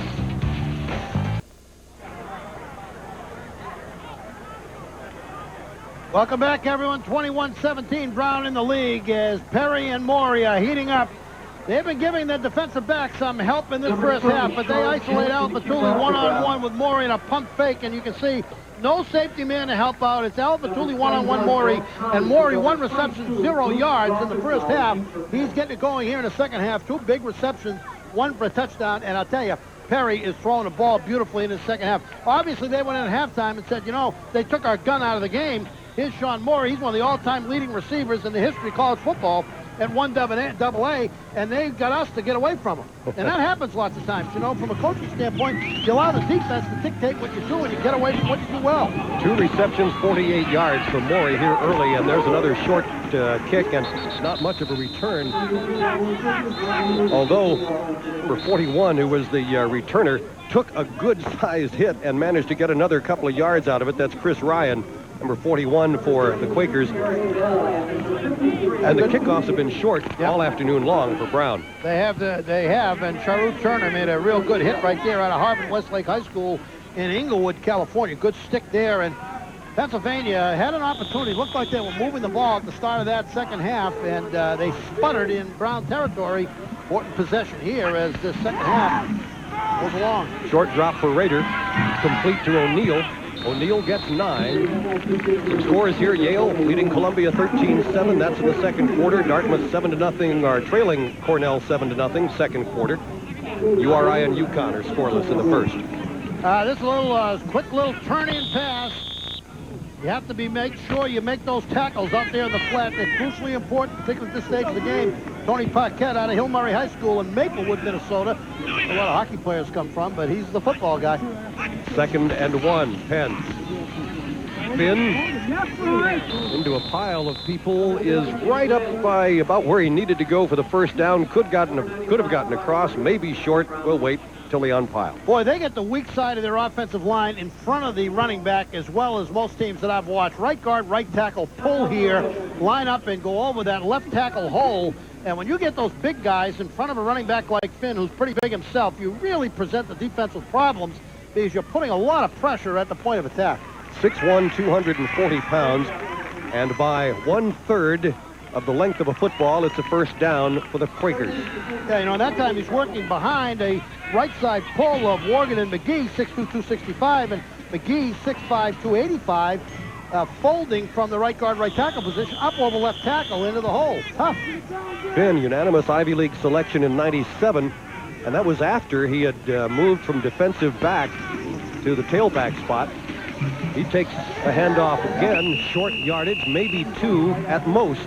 Greg Howe gets in on the stop for the Bears. Well, they run the toss that time. They like this formation. This is a double I formation, 3 backs lined up in a row, and they just run toss behind 2 lead backs. And so they're all lined up in I. It's a power I, but not a power I with a formation tendency. See, when you line up with a power I and a halfback to one side, you give the defense a chance to line up and declare formation. In this situation, you have to declare the tight end because you've got 3 backs lined up in a row, and it makes it more difficult to determine where they're going. 2nd and 8. Raider pulls out. Readjustment in the set gives him the eye. 32 is Cosmello, and the handoff for Finn over the right side gets into ground territory to the 48-yard line. That'll be a gain of 3 yards. Ernest Dean making the tackle for Brown. I think what the quarterback Raiders saw there is the Brown defense shifted toward the wide side of the field and the formation side, and what they ran was a little counteraction back toward the tight end.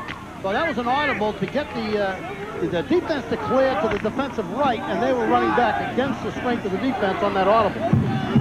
Finn with 101 yards now, and Nort mentioned earlier that Penn hasn't lost a game ever when he's rushed for 100 yards. Here's Raider, and he is wrapped up, taken down back at the 48-yard line. It looked like someone slapped at the football and may have made contact, and that it distracted him. Ernest Dean will get credit for the tackle, but that's a loss that takes them back onto the Penn side of the field to the 49-yard line and brings up 4th down. Well, they just get real good pressure inside with the right there on the inside. That's a defensive back on the pressure coming inside to pressure the quarterback. Finn did a nice job of coming up and trying to make the tackle, but you had the situation where Ernest Dean pressed that play right from the get-go. Campbell with the return falls forward to the 25-yard line. And with 8 minutes and 28 seconds to go in the 3rd quarter, we'll get a timeout. Brown leads Penn 21-17. There's our score, 21-17 Brown. James Madison leads Maine 7-0 in the 1st quarter. Boston College with a halftime lead, 14-10 over the Navy. Lehigh and Holy Cross tied at 14 in the 3rd. 1st and 10 Brown. Perry to throw. Has a man, that's Larson. 1st down, plus out to the 40-yard line, across the 40, Hassani White.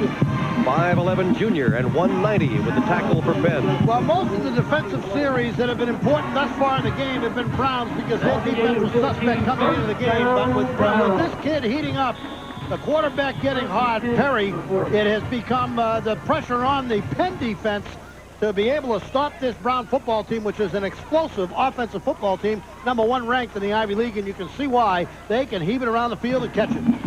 Campbell brings the play in, replacing Larson. Here's the pass, and that is incomplete. That was intended for Zach Burns, the tight end, over the middle. See, one of the reasons that passing teams tend not to have good time of possession is because every time you throw an incomplete pass, you know, the clock stops. I'm not telling you anything you didn't know, did I? But, you know, that really results in the offense for a passing team occupying less time on the clock so that the time of possession can be deceptive, but it's still time of possession. 2nd and 10. Shotgun for Brown.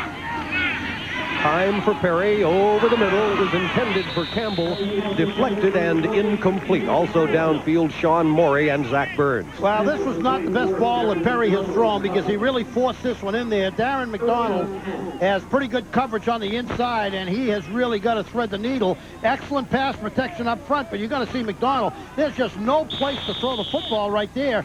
McDonald had him short and covered deep as well by Eric Bunn. And, you know, thread the needle wouldn't have done it, wouldn't have been effective right there. That guy was just blanketing. Could be an interesting week in the Ivy League. So far, unbeaten Penn in the league at 2-0 is trailing Brown. There's the pass over the middle for Campbell. 1st down. Takes it into Quaker territory at the 46-yard line. And Harvard is leading the other unbeaten Ivy. Princeton 13-10. 4 minutes left to go in the 1st half. Wow, this is just a beautifully thrown ball. Watch Campbell just sort of settle in there. 14 settles right in there. Finds that gap in the defense in the zone. Just finds an open slot. Turns around. Faces the quarterback. Squares up. Settles in. Allows Perry to find him. Pitch and catch. Nice play. Morey, Campbell, and Burns ranked first, second, and third in the Ivy League in receiving before the game today, and I don't think they've done anything to hurt themselves. 1st and 10. Inside handoff. That goes nowhere. Negative nowhere. Back to the 47-yard line. Negative nowhere. What'd that man say? It was almost the right call, Lo, because they run a quick hitter, sort of like a draw into a blitz. They get through this. They run and draw, but they just too much traffic. They can't clear it out. But had they been able to clear the line of scrimmage, that's a big gainer. Now, see, against the blitz, you want to run draw. Looks like a little trap action inside. Miss the blocks on the stunt inside and don't make the tackle. But not a bad call in that situation. McDonald divested them of an offense in there. Well put. Perry rolls left, throws downfield. Maury's there, can't get it. Diving at the 12. Covered by Eric Bunn. Well, Perry'd like to have this one back again. He's sort of slamming the helmet because he knows he had Maury open. Little counter now. If he had two good legs, he might have chosen to run this one, but he sees him open. Maury down the sidelines. He wants to throw it more toward the goalpost than he does toward the sideline and let Maury just run underneath it. But, you know, he just runs out of room with that ball. And the defender actually slipped and fell, which left Maury out there by his lonesome. Yeah, he had a couple steps anyway. 7 minutes and 3 seconds to go in the third quarter. Brown leading Penn 21-17 in what would be an upset. Shotgun again for Perry. Over the middle, it is incomplete, and a flag. It was intended for Larson, number 83. Yeah, you got interference on the corner. You're going to see Alfatulli, I think, on interference call. And Bunn and Piella, the two defenders, may have interfered with one another. See, they held him up as he tries to run the post from the right side. There's a holdup on that side. There's the hand on. Might have been Piella they called for the interference, but he was definitely bothered as he tried to make the post route coming to the inside. Was the wide receiver, number 83 for Brown, Al Larson, from Palmdale High School in Palmdale, California. And we'll be back in a moment. 6:58 to go, third quarter. Brown leads Penn 21-17. Just back live, and completion for the Bears that takes the ball inside the 20-yard line, and another first down, complete to Rob Scholl. Yeah, nice little turnout pass by Scholl, and Piella comes up and tries to make the big play right there. The knockdown, good play as Scholl focuses on the ball, pitch and catch, and once Piella loses him, everybody else scrambling around to make the tackle. Nice drive by Brown. 6:36 remaining, 21-17. Brown leads. This would be an upset if they can pull this off. Need points on the wall here. Three wide receivers to the right side. Perry cocks the arm, throws it back to the near side to Zach Burns. Has blockers in front of him. He's going to waltz into the end zone. What a beautifully executed play by Brown. Well, Tommy, that's a tight end screen, and Tim Hevesy out of Madison, Connecticut, makes a huge block. Watch the play develop and keep your eye on 58, the captain. Fake right, tight end screen left. Watch the captain, 58. Not one guy down, gets them on the ground. That guarantees a touchdown when he puts them on the grass. Touchdown, Scholl. And a little breathing room for the first time for either team. They have both led numerous times. Now it's a 10-point lead for Brown, and the extra point, of course, could make it 11. Everything is on the board in front of you. And the kick is good. An 11-point lead for the Bears. It's 28-17. 6 minutes and 18 seconds left in the third quarter. Feel a little electricity starting to build through this homecoming crowd at Brown Stadium. Football TV gave the win package on NESN, which is stated over $1.3 billion to New England. Here it is again, Norton. Yeah, this is pretty well executed. They just get everybody committing to the left on sprint out. And Hevesy, the number one thing you want to do is get this guy on the ground. Once he gets him on the ground, it's just a waltz into the end zone for Scholl.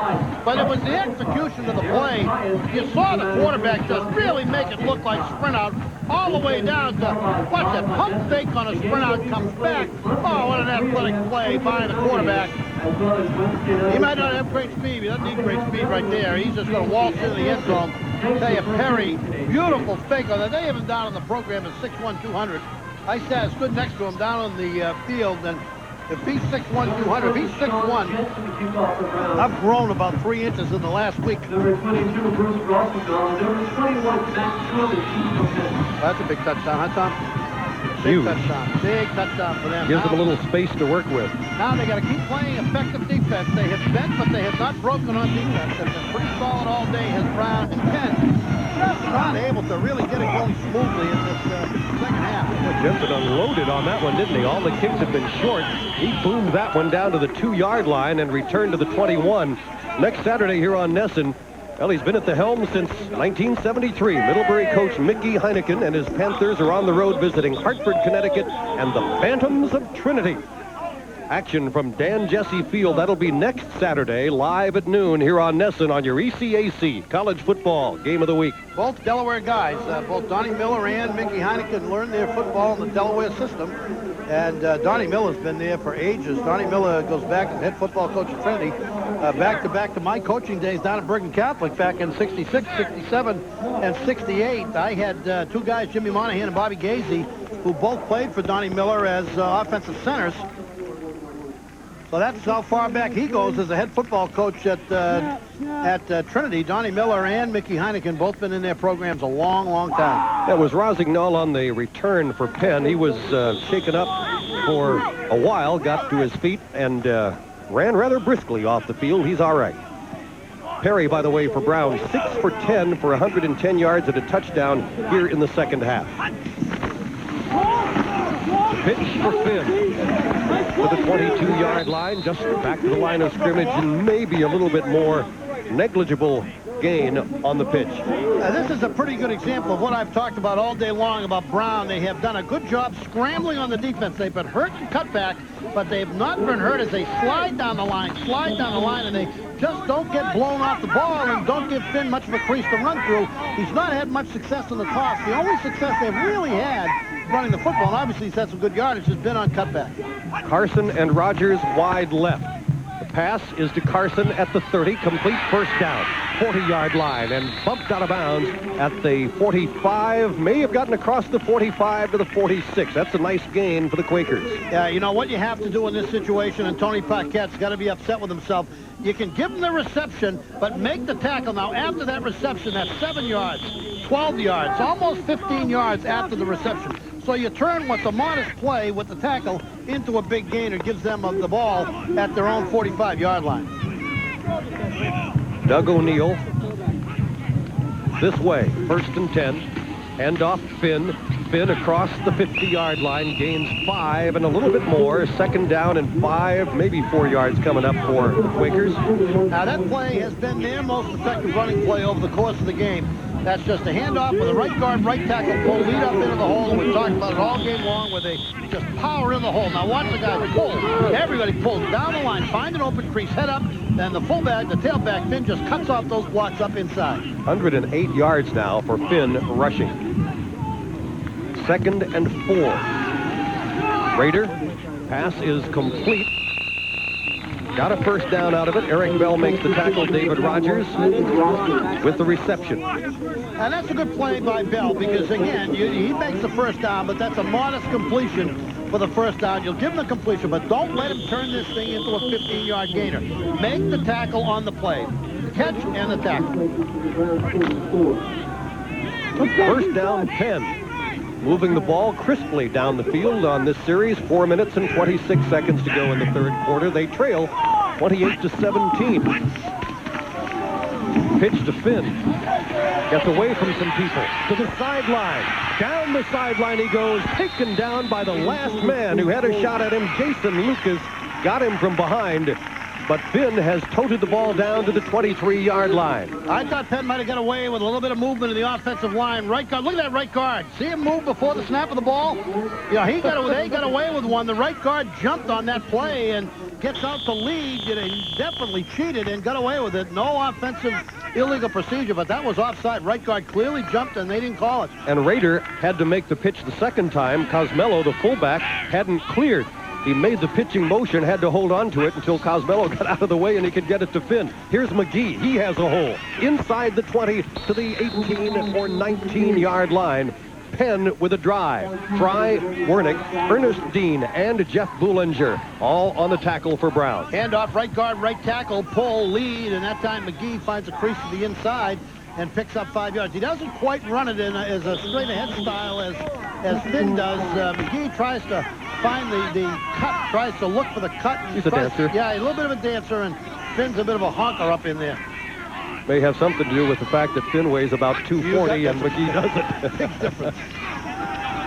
Raider looking for somebody. Has a man. Touchdown. That's O'Neal. Well covered.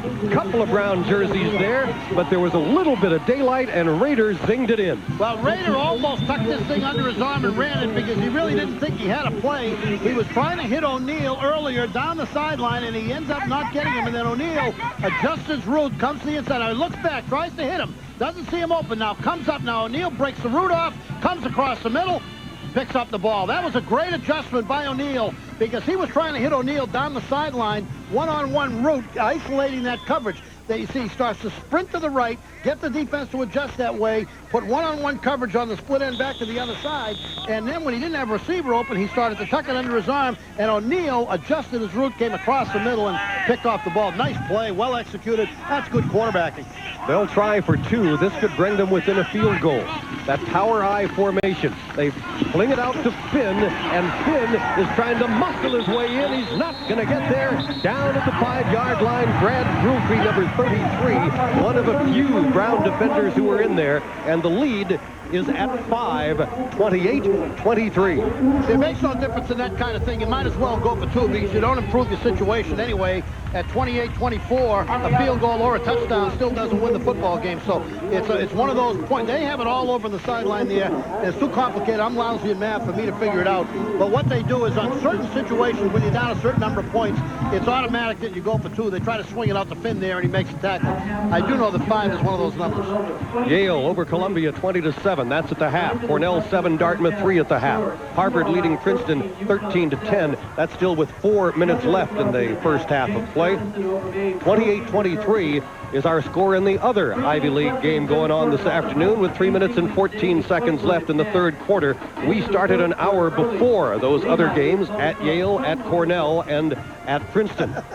And we got a passing attack here, so we move a little bit more slowly. This thing has visions of a firehouse finish at 28-23. I don't think Penn's done scoring, and Brown has shown no indication of not being able to move the football in this second half. So we had a great game last week, Southern Connecticut AIC, with a huge fourth quarter, but this has been a dandy right through it, as both teams are very effective offensively. But that's been Penn's best show of the second half. They sputtered a little bit most of that third quarter, but they put a good drive together there. Yeah, there's nothing wrong with what we're seeing here at Brown Stadium this afternoon, Norton. This is a good football game. Morey and Campbell are back for the kickoff. And Campbell, of course, went 75 yards with a kickoff return back in the first half. It looked like it could be setting up a few more points just before the end of the first half. But then came the fumble that Penn recovered, and that stifled that possibility for Brown. They still lead by 5. The kick, again, goes Morey's way. Sends him over near the out-of-bounds line on the far side, brings it straight up himself, gets hit at the 20-yard line, keeps his feet, and gets another 4 or 5 yards before he's taken out of bounds at the 24-yard line. Sometimes when you reverse all the time, as Brown has done, you cause the defensive team to become hesitant in their coverage, looking for the reverse.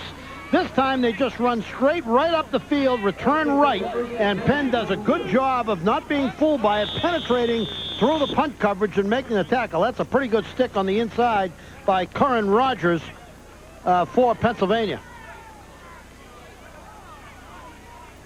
6'2", 225, and a junior, Elizabeth, New Jersey. Again, welcome to our viewers on Comcast down in the Philadelphia, New Jersey, Pennsylvania area. Watching your Penn Quakers. Quick pass out for Morey, and a rip for a 1st and 10. Took a couple of people with him to the 35-yard line. Third reception of the half. One of those for a touchdown for Sean Morey, his 4th of the game. See, when they talk about Curran Rogers being from Elizabeth, New Jersey, in the program it says Elizabeth, but those of us who are New Jersey people know it's Thomas Jefferson High School in Elizabeth, New Jersey. Boy, this guy's dangerous, just so dangerous is Morey. What a nice interview he did between the first and second half. And what a credit to that Marshfield High School program. Perry. It is complete to Lairson as he inbounds. The two officials are talking about it. Yep, they give it to him at the 49-yard line. First down, Hassani White on the coverage for the Quakers. Wow, this is just a great throw and a great catch. Now, here's where Perry suffers again. You see, this is a potential for him to run, but he just doesn't have much ability to run, but he can really heave that ball going right to left. That's a tough throw to throw accurately, but he throws it about as accurately as you can. Threads the needle over the hands of White. Nice catch. Campbell and Morey to the right. Lairson to the left. Perry over the middle. It is caught beautifully by Stephen Campbell with some pretty good coverage at the 36-yard line and fell forward to the 33. McDonald with the coverage. Well, earlier he threw a bad ball into heavy coverage where he's trying to hit Campbell, and Campbell didn't have any room. This one, Campbell has some room, comes out the end of that. We got a penalty holding on Brown. That's a killer penalty here as they have a great drive going. Didn't see that flag, but well-thrown ball and a great catch. Holding. Flags at the 45. Brown has had superb protection over the course of this football game. Perry, who has limited movement now with the both knees wrapped up, has benefited from outstanding protection. And you know, on either side of the football, when you get outstanding protection, hey, Coach Estes, you know you held once in a while when you were playing that offensive line. You know how it is. You grab somebody every now and then. For those of you watching in the Philadelphia, New Jersey area, a score of interest, UMass leading Villanova 23-3 at the half. Mark Whipple, who was the coach here at Brown, now in his first year up at UMass, and they're having a pretty good season. Oh, they really throw the ball so well. Perry. This is over the middle for Coyne, and Coyne to the 45-yard line. That's a nice call in this situation as Edward Gallen makes the tackle. And what they ran is screen to the halfback. They went action right, screen left. They just let the halfback just sneak over there in the flat. Watch that left halfback just sneak. Let the pursuit go by you. Pick the ball up. Now get behind your runners. Cut back inside. Work that block. Good job. Rhode Island leads Connecticut 13-7 in the second quarter. James Madison 14-13 over Maine. Also in the second and the third, Boston College 21-10 over Navy. And Lehigh leads Holy Cross 21-14. That is in the fourth quarter. Perry unloads over the middle, complete to Zach Burns, the big tight end, to the 39-yard line, and that will be a first down for the Bears. Well, this is a superb job. Piello makes the tackle, but you don't do it any better than this. They come back after a long holding penalty to get it all back. As the tight end picks up that ball, Dave Gatcha almost got him, but not quite Gatcha. Not quite a gotcha by Gatcha. This has been a heck of a football game. Oh, great. I'm seeing visions of Amherst Williams out here. It's very similar, isn't it? You bet. Somebody scores, and back comes the other guy to do the same all afternoon long. Perry over here on the near side. And that's out of the backfield again. Kevin Coyne for his second reception in this series. Less than a minute to go in the third quarter. 28-23 Brown. The clock stops the moment at 58 seconds. Al Fatuli and Corey make the tackle, but you know what's nice about this is the excellent use by Brown of the safety valve receiver. Coyne doesn't see a stunt, so he swings out to the left. Nobody open. They'll swing past the Coyne out in the flat, pick up some yardage. If they don't bring a blitzer from that side, he can just swing out. You don't find him downfield and pick it off. And you know, one of the things that they miss here, they like to throw to the fullback. They're using the tailback here to throw to, but their preference is to throw the ball to the fullback. Lairson, Burns, Campbell wide right. Morey left. Shotgun, inside handoff. This is for Coyne. Cuts inside the 25-yard line. They'll give him the 24. That's a gain of 5 yards. Brian Hamilton makes the tackle for Penn. That's just a quick little handoff, a little delay play off a trap action inside. They ran that play once before out of shotgun, Tommy. You remember they ran it in and was stunk on the inside and got absolutely clobbered, made no yardage. That time they ran it into a pretty straight defense up front, executed the trap block on the inside, and worked it up the field. Coyne, 142 rushing yards last week against Fordham, had a touchdown and a 9-yard run, and yet when the ball game started today, he wasn't the starting tailback. It was Mike Powell, and we only saw Coyne after Powell was hurt on that play late in the first half when he whacked helmets and coughed up the football. We have a timeout on the field here at Brown Stadium with 17 seconds left in the third quarter. 28-23 Brown. You know, Coyne's out of a pretty good football area, though, as we look at Perry. Coyne played his high school football in one of the best football areas in the country in Wilkes-Barre, Pennsylvania. That Wilkes-Barre-Scranton area, you know, just turns out a lot of football players, that whole area of eastern Pennsylvania, and Coyne played his high school football at Coughlin High School. Let's get a look at the standings in the Ivy League, because as you look at the standings and then the scores today, it gets very interesting, because here is Harvard at 1-1, leading Princeton, one of two unbeaten teams this afternoon, at 13-10 in the second quarter. And in the game we're watching, the other unbeaten team is Penn against Brown down there at the bottom, with Cornell at 0-2, and Brown leads Penn. So both teams unbeaten at the top of the Ivy League standings at the moment are trailing. A lot of football to be played here, and also in that game between Harvard and Princeton at Princeton. 17 seconds left here in the third quarter. Brown will have second down and 5. They are on the Penn 24-yard line. Well, you know that Brown would like to get off the schneid in the Ivy League, as they don't like that 0-2 record. Shotgun, Perry, as Larson misses it. I misread the cut there. That was just a misread on the cut. You had a situation where you had a turn in by Karen instead of a turn out, and Perry was reading in one way and he got the other. That hasn't happened very often. Larson had a career high 9 receptions earlier this season against Lafayette. Had an ankle sprain against Princeton, but he's back and having a very effective afternoon for the Brown Bears. Morey to the left. Everybody else out to the right side, and out of the shotgun, Perry with the snap on 3rd and 5. Over the middle for Morey, has it inside the 15-yard line. 1st and 10 for the Bears at the 13-yard line. Joey Albatuli. Now this is what Morey does so well. Money players in money situations, as he just runs a post route. This is all the way looking for one guy. There's no question in Perry's mind who he's throwing this at. He's working on a one-on-one coverage. Fiala comes up a little late to help out, and Morey, beautiful catch on a great ball by Perry, threw a rocket in there. And the end of the third quarter of play, the score, Brown University Bears 28, the Penn Quakers 23. We'll be back after this. Welcome back, everybody. Exciting football game here in Providence. Brown 28, Pennsylvania 23, and Brown going for more points on the wall. They would like to put this thing out of an 8-point reach for Pennsylvania. Field goal only gives them 8. You know, you watch Morey. First time ever that a Brown player was the most valuable player in the Ivy League. Morey last year. I think he's 6th all-time in both categories, receptions and yardage, in the NCAA. Pass into the end zone is caught by Morey on the halfback option, and Brown scores again. Well, you know, we've seen Perry throw balls down the well beautifully. You know, this is not bad coverage. Albatuli has him up against the back line of the end zone.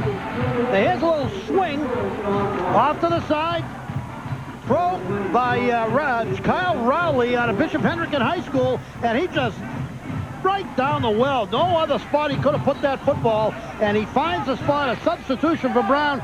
Kyle Riley, Saunderston, Rhode Island, out of Bishop Hendricken High School, 5'11", 180 pounds, beautiful throw. As they put him into the football game for that pass, option throw, and he threw it right down the well. Big score there. That gets you beyond that 8-point play. That's a huge touchdown. Sean Morey's 2nd touchdown reception of the afternoon, his 6th and 7th of the season. And now Brown goes for 2 on the extra point. It's floated up in the air for Morey. A flag is thrown. Perry had to release the ball a lot earlier than he intended. Morey hadn't even turned around when the ball was halfway to him, but there is a flag.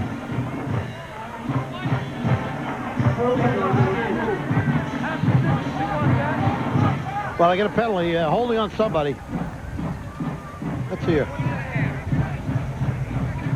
Brown is going to have another chance at the 2-point extra point. I'm holding. The first pass that Rowley's thrown this season. Point after.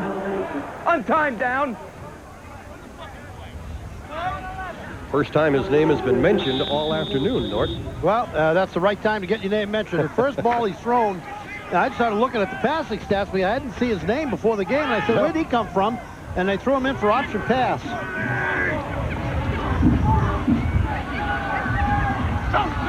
Try again for the 2 points on the conversion, the pass, and it's seriously contended, and it's good for 2 points. There was a Penn defender there who was waving his hands palms down saying, nope, not good. But the man in the black and white stripes says, yep, it is. The score is 36-23 Brown. Time out on the field, and we'll be back on your ECAC College Football Game of the Week in a moment. Welcome back, everyone. 14:54 remaining in the fourth quarter. 36-23, Brown leading, and this is a huge 2-point play by Brown as Perry throws it up there, and Campbell comes down with it. The great hands. There's the touchdown play.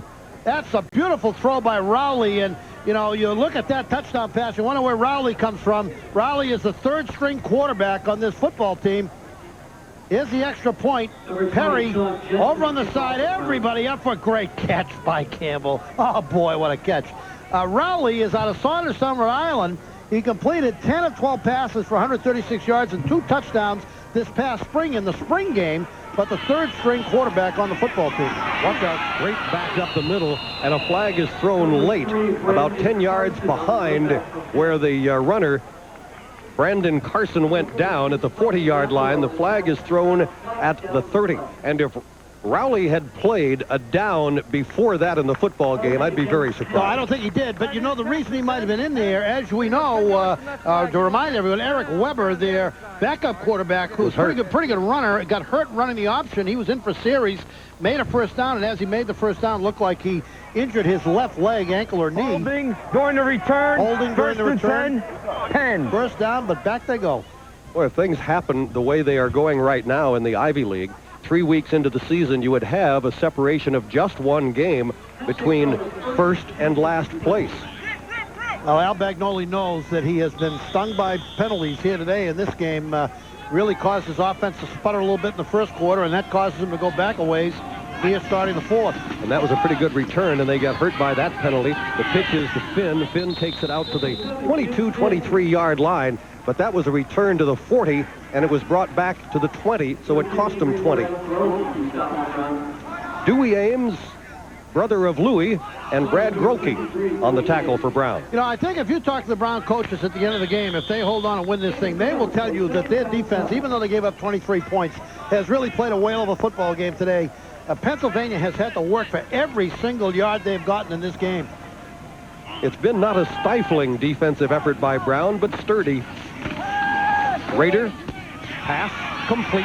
A missed tackle and another, and out to the 43-yard line, 1st and 10 for the Quakers. Brad Grokey finally bringing him down. Yeah, talking to Phil Estes before the game in the fourth quarter last week, he was really disappointed with the way that the Brown let Fordham back into the football game, and missed tackles is the way you do that. You know, there's an additional 12 yards just on a couple of missed tackles. Now with a lead of 36-23, you can let them catch the ball, but you got to bring them down. You cannot let them turn 10 yards into 20. I formation in the pitch to Finn. Nowhere to go around the right side. Cut it upfield. Not much there either. A gain of maybe a yard. 2nd down, no less than 9. Gordon Chen, a tackle. Yeah, they've got great play out of Gordon Chen. I'll tell you, he's a sophomore tackle, and he has played superbly for them all game long. He's made plays at the line of scrimmage. He's made plays out in the flat. He turned a reverse back. Gordon Chen, an outstanding football game thus far for Brown out of Pinecrest High School in Fort Lauderdale, Florida. Scoreboard shows 2nd and 10. We'll go with that. Raider flips one to Finn over the middle to the 49-yard line. The gain is 5. Ernest Dean, the stop for the Bears. Once again, Brown came with stunt. Neil Finneran comes with pressure from the left defensive side. And Penn, as they have done all game, has only been 1 or 2 times that the pressure from Brown has affected the execution of the play. They really have done a good job up front picking up Brown's stunts. But Brown has let them know that they are going to pressure, and sometimes just the thought of that causes you to check off or to hurry the play.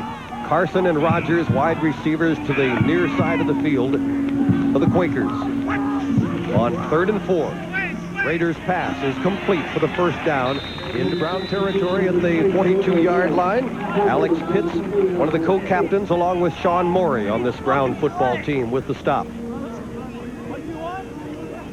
this drive for Penn. They really need more than a field goal. They need to score a touchdown because time is running off in this fourth quarter. And, you know, they obviously take the field goal if they have to take it, but they need the touchdown. That's what that two-point conversion did. It took it away from being a touchdown and field goal. But there's Penn. Penn to the 30, pulls away from a tackler, sidelines to the 10, finally bumps down, but not before he's down to the 4-yard line.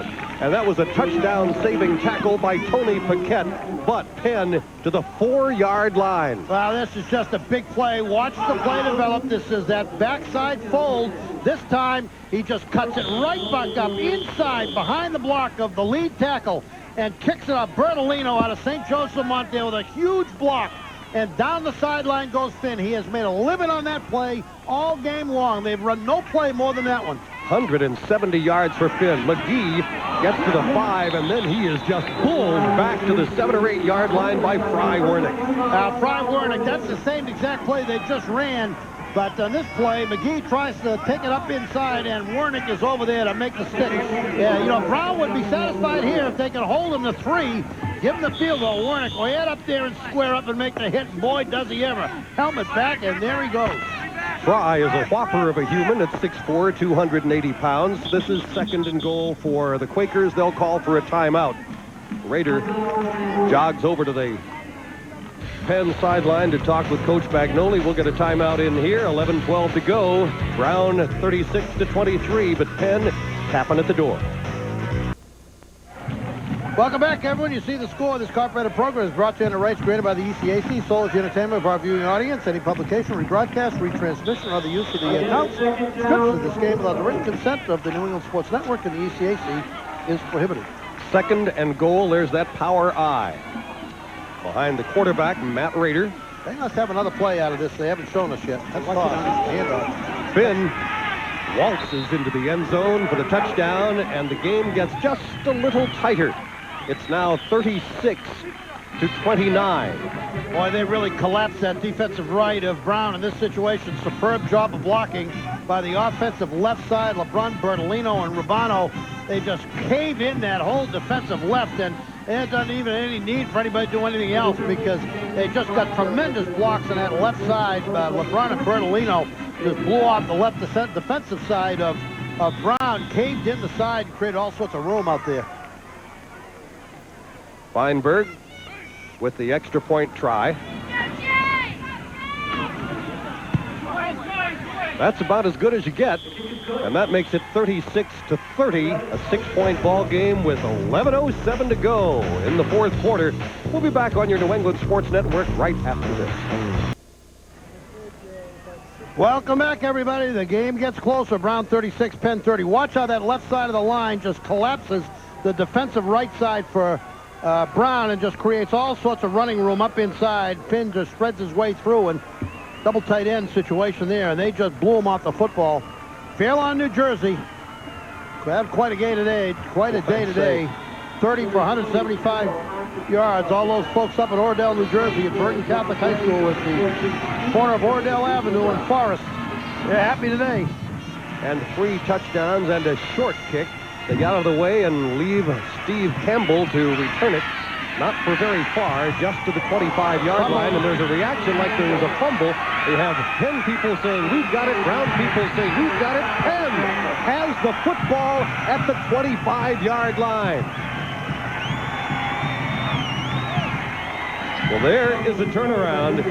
Penn has just scored, and on the kickoff, Steve Campbell fumbles, and Chris Ryan comes up with the ball, and it's at the 24-yard line for the Quakers.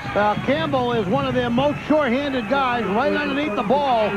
41, Ryan is the one that ends up recovering the fumble, trying to spin for extra yardage. Well, it looked as if the ground cover caused the fumble there as he was hit going down. I thought, let's watch again. And the pitch to Finn. Right side, inside the 20-yard line. Penn is now within a touchdown. The 2-point extra point that Brown got a while ago took it from an 11-point lead. That's a touchdown, 2-point conversion, and a field goal, to making it necessary to score 2 touchdowns for Penn in order to get the lead back. Well, they've got one, and are not that far away from a second. Well, 2 killer turnovers by Brown. Campbell dropping that ball sets up a touchdown opportunity for Penn, and the earlier fumble by Powell at the end of the second quarter cost Brown an opportunity to put some points on the board. Finn to the 20, takes people with him inside the 20-yard line to, looks like about the 18, and that'll be a first down for the Quakers. First time in the football game that you can see the Brown defense begin to show some signs of fatigue and sort of start to sag. These last couple of plays, Penn has really attacked them, and Finn, rather than being whacked at the line of scrimmage, is 3 or 4 yards down the field before anybody lays a hand on him. Well, they bring it back to the 15-yard line. So it is not a first down. It is 3rd and 1. Finn does get the first down and bangs a tackler down with him at the 11-yard line. 1st and 10 for the Quakers. Tackle by Jason Lucas for Brown. Finn just keeps pounding away at the middle of that Brown defensive line. Well, the offensive line for Pennsylvania is, see how far back downfield they have the Brown defense. The defensive line is being knocked back off the ball 3 yards. And we saw early in the game where that defensive line was able to play piano along the line of scrimmage. High formation. Fake to Finn. Pass into the end zone, incomplete. It was 82. Yeah, they threw the ball off the flat. Little twisting pattern out there. They ran a cross pattern in the backfield. And what happened is they watch a little swing, try to make it off that same play action pass. A little cross in the backfield. Tight end coming from left to right over. That's Benjamin Zagorski, who was the intended receiver. Doesn't play a lot, but both passes he's caught this year have gone for touchdowns, and that was almost a third. I formation, pitch to Finn. He's got room. 4th touchdown of the day for Jim Finn, who is closing in on 200 yards, and Penn moves back into the lead if they can make the extra point. Well, Coach Magnoli has had a great, successful college career, so, he doesn't deserve being second-guessed, but I'll do it anyway.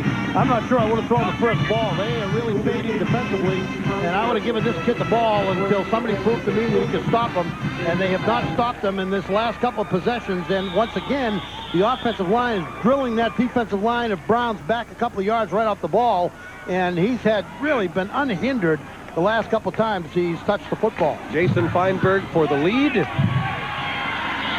And Penn has come from 13 down to take a lead of 37 to 36. Don't go anywhere. There are 9 minutes and 10 seconds still to play. Yeah, we've had those kind of games, haven't we? Oh, man. 37-36. Last week, a game going into here's the touchdown again, pitch to Finn. Yeah, great lead block on the inside there by Brian Cosmello, the fullback. He just lays everybody back. He's played exceptionally well, too. 6'2", 235 pounds out of Binghamton, New York, Seton Catholic, and that laid the way open for Finn. But, he always...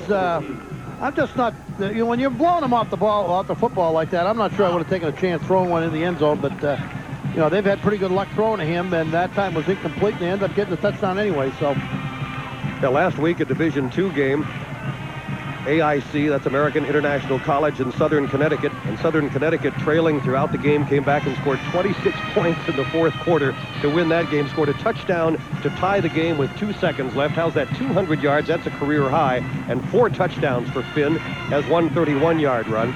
And then with 2 seconds left, Southern Connecticut kicked the extra point and got the lead. And then on the ensuing kickoff, they ended up recovering a fumble in the end zone and scoring yet another touchdown. 26 points in the 4th quarter to come back to win it. And then the second to last game of last year here on NESN on the ECAC College Football Game of the Week. One of the finest football games, I'd have to say, ever in football between, yes, Division III schools, Williams and Amherst, but an amazing football game. And we have another back and forth kind of a thing here as Penn kicks off. It's taken by Campbell, crosses with Morey and gives it to him at the 25. Watch Morey. He has room down the sideline. Sean Morey into Penn territory and out of bounds at the 35-yard line. And back comes Brown. Well, they ran that reverse into a tight sideline. Sometimes it's not easy to run a reverse when you don't have much room. This time they run the reverse. They're stuck on the hash mark, but they just got some real good blocks and tremendous acceleration. Right here, he puts the Jets on. Down the sideline he goes. Excellent blocking up front. Tiptoes inside the line. Big return, and Brown's got the ball on offense at the 35-yard line of Pennsylvania. Pennsylvania hasn't had much luck stopping Brown this second half. As the numbers will indicate, 25 for 38. Good grief. Passes out for Campbell. Blockers in front. Inside the 30 to the 27-yard line. This is one of those games that if you have the ball last, you win. Joe Piella makes the tackle for Penn. But if you're Pennsylvania, you're in a quandary here. You have to make a turn. You really need to cause a turnover here because you haven't shown any real ability in the second half to stop these guys.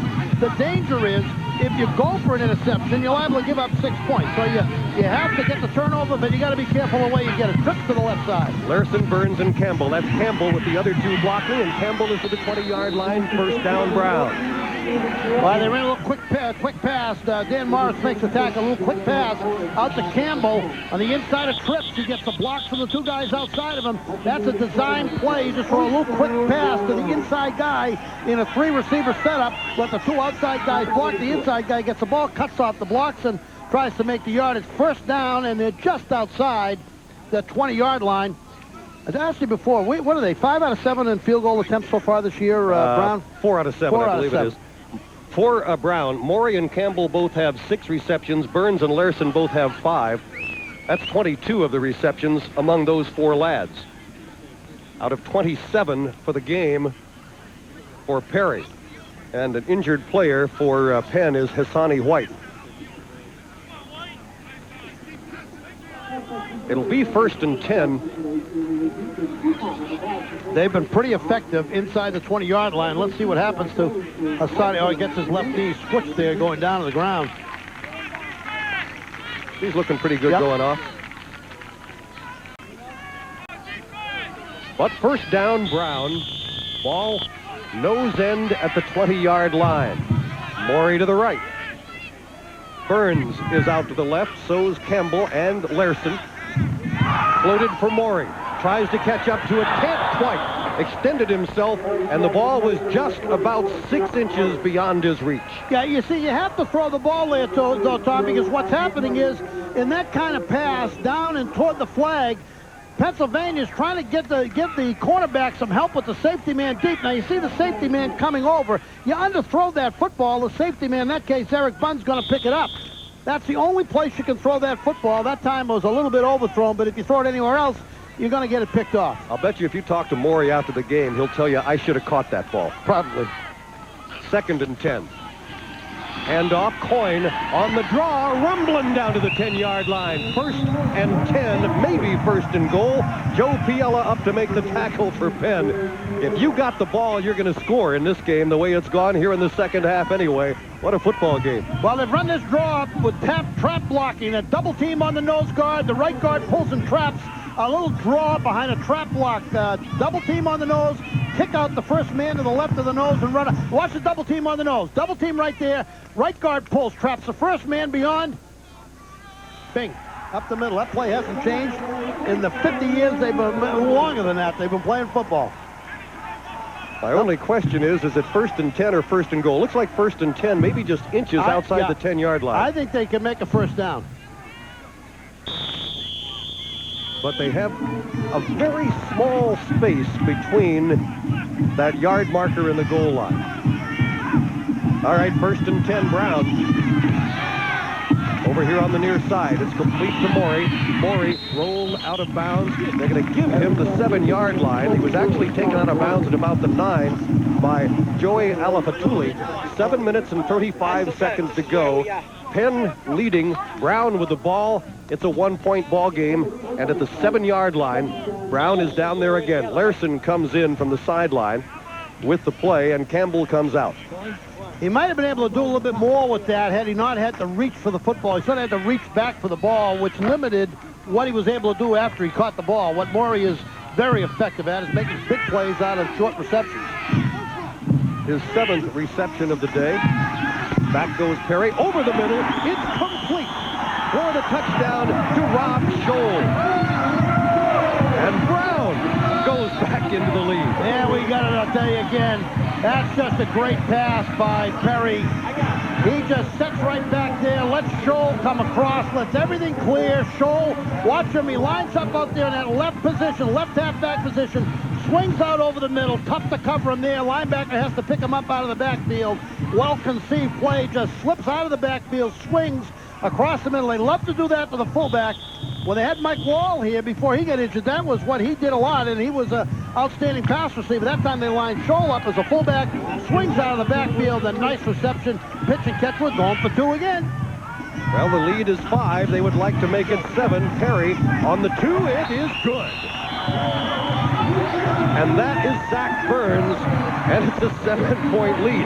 What isn't working offensively here in the second half for both of these teams? Well, that's just pitch and catch. That's a very, very tough play to defend. Burns just comes off the football, turns inside. You know, you got a tough time defending that as he comes across, gets his big body between the defender and the line of scrimmage. And Perry, his eyes light up when he sees me. He's got him on swing, come right to left. It's just tough to defend. You got to really be on him so that you can come over the top and make the knockdown. And the trouble you got there is you got the danger of interfering.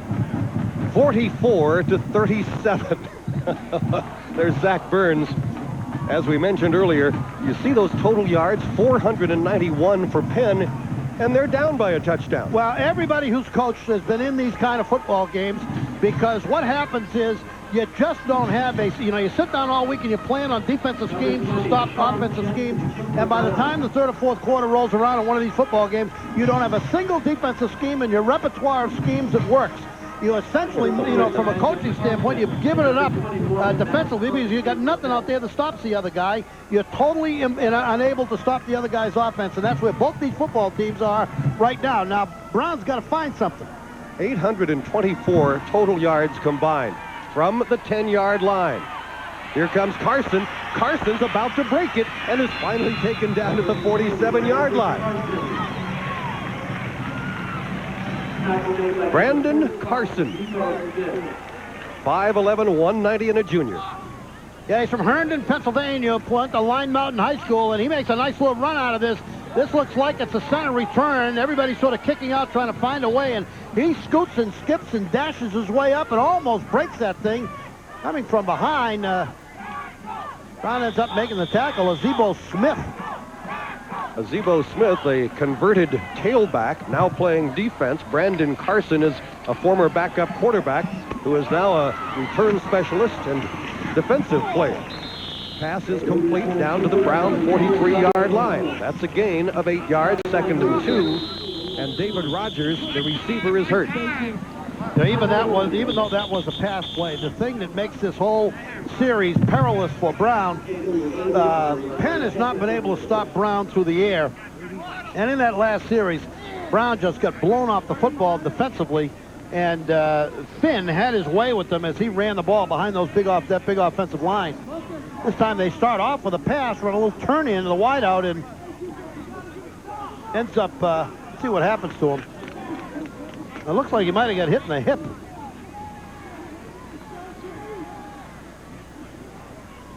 Six minutes and 41 seconds to go. Was that O'Neill that got hurt? Rogers, I believe. Yeah, 81 Rogers, that's who it is. Out of Oceanside, California. Carlsbad High School. The game is well over 3 hours old now. The ball has been in the air a lot, and that usually means an extended contest, 44-37. I was listening to the Connecticut-UMass game coming home last week. You talk about so was I. Mark Whipple has the ball in the air so long. I thought the game was going to be dark before it got over. But that was a wild affair, too, won by Connecticut in overtime. Just a tremendous game. Whip, true to his fundamental beliefs, ended up throwing the ball from deep in his own territory in overtime, and Connecticut intercepted, ended up kicking, they scored a touchdown and kicked field goal to win. I can't remember which, but it was an unbelievable game. 2nd down 2. 6 minutes and 36 seconds, clock running, and the pitch to that man, Finn. Finn to the sideline. Has a lot of room, has a first down, and down to the Brown 29-yard line. And once again, you cannot allow the offensive line of Pennsylvania to blow the defensive line off the football. Now watch what happens on the right side. Everybody it's a big zone block screen, and they're running down the line with them, but they get a kick out at the defensive perimeter, and they just can't scramble down the line quickly enough to make the tackle. Now, first half, they pursued down and made the tackle. 216 yards before this carry for Finn. He adds a couple more out of bounds at the 23-yard line. In the first half, Tom, in the third quarter, they were playing piano down the line of scrimmage and scrambling down the line of scrimmage in sufficient numbers to be able to prevent this turn of the corner. Now they're not able to scramble down. They're a little tired. Everybody's a little more fatigued. They can't scramble down the corner, and they get blocked back off the football. And before you know it, there's 6 or 7 yards downfield before anybody's laid a hand on them. Here's the full house eye. 2nd down and 2. McGee hops across the 20 to the 15, rolls to the 13. They will rule him down at the 15-yard line. 1st and 10 for Penn. Lewis Ames makes the tackle. You know, if you're Brown, and this is, I mean, you never say this to the kids. You'd never say it to the kids. But if you're Brown, you just want to get the ball back. You know, just get us the ball back. If you score, you score, but we want the football back. Oh, there's a lot of time. 5 minutes and 24 seconds. Plenty of time. But you don't want them to take too much time scoring here. We want the ball back with some time because we don't look like we're stopping. Finn is back in after a one-play rest. Takes the pitch to the 10, inside the 10, goes to the 5-yard line. That could be 1st and goal for Penn. Clock still running, 5:05 to go. I tell you, Cosmello is just killing people as the fullback lead. Watch Cosmello 32 with this block. Just takes the guy down, takes the defensive corner down. That's Zebo Smith. And that, you know, when you have the line being blocked back as far as they are, and the fullback lead blocking and putting the guy on the ground, yeah, that's pretty simple for the tailback to run. You got a pretty good tailback, Jim Finn. We're looking at the 3rd best all-time rushing performance in a single game in Penn football history. McGee takes it this time and gets stuffed at the 5-yard line. Terrence Stokes against Princeton in 1993 went 272 yards. Brian Keyes against Brown in 1989 went 249. And now Jim Finn, 230 and counting with 4 minutes and 26 seconds to go in the ball game. A 7-point lead for Brown, but Penn has the ball at the 5-yard line. It's 3rd down and inches.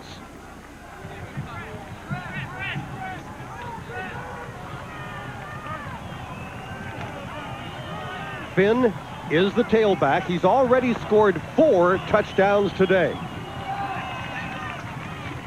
The handoff. Coming left. Trying to get away from a tackler. Did he get in? No. He is down at the 2-yard line. That'll set up 1st and goal for Penn. Make it the 1-yard line. Tony Paquette brought him down. He adds to the total and puts Brown or Penn in position to maybe tie or go ahead if they can get a 2-point extra. Well, I don't think they'll go for 2 points when you get overtime.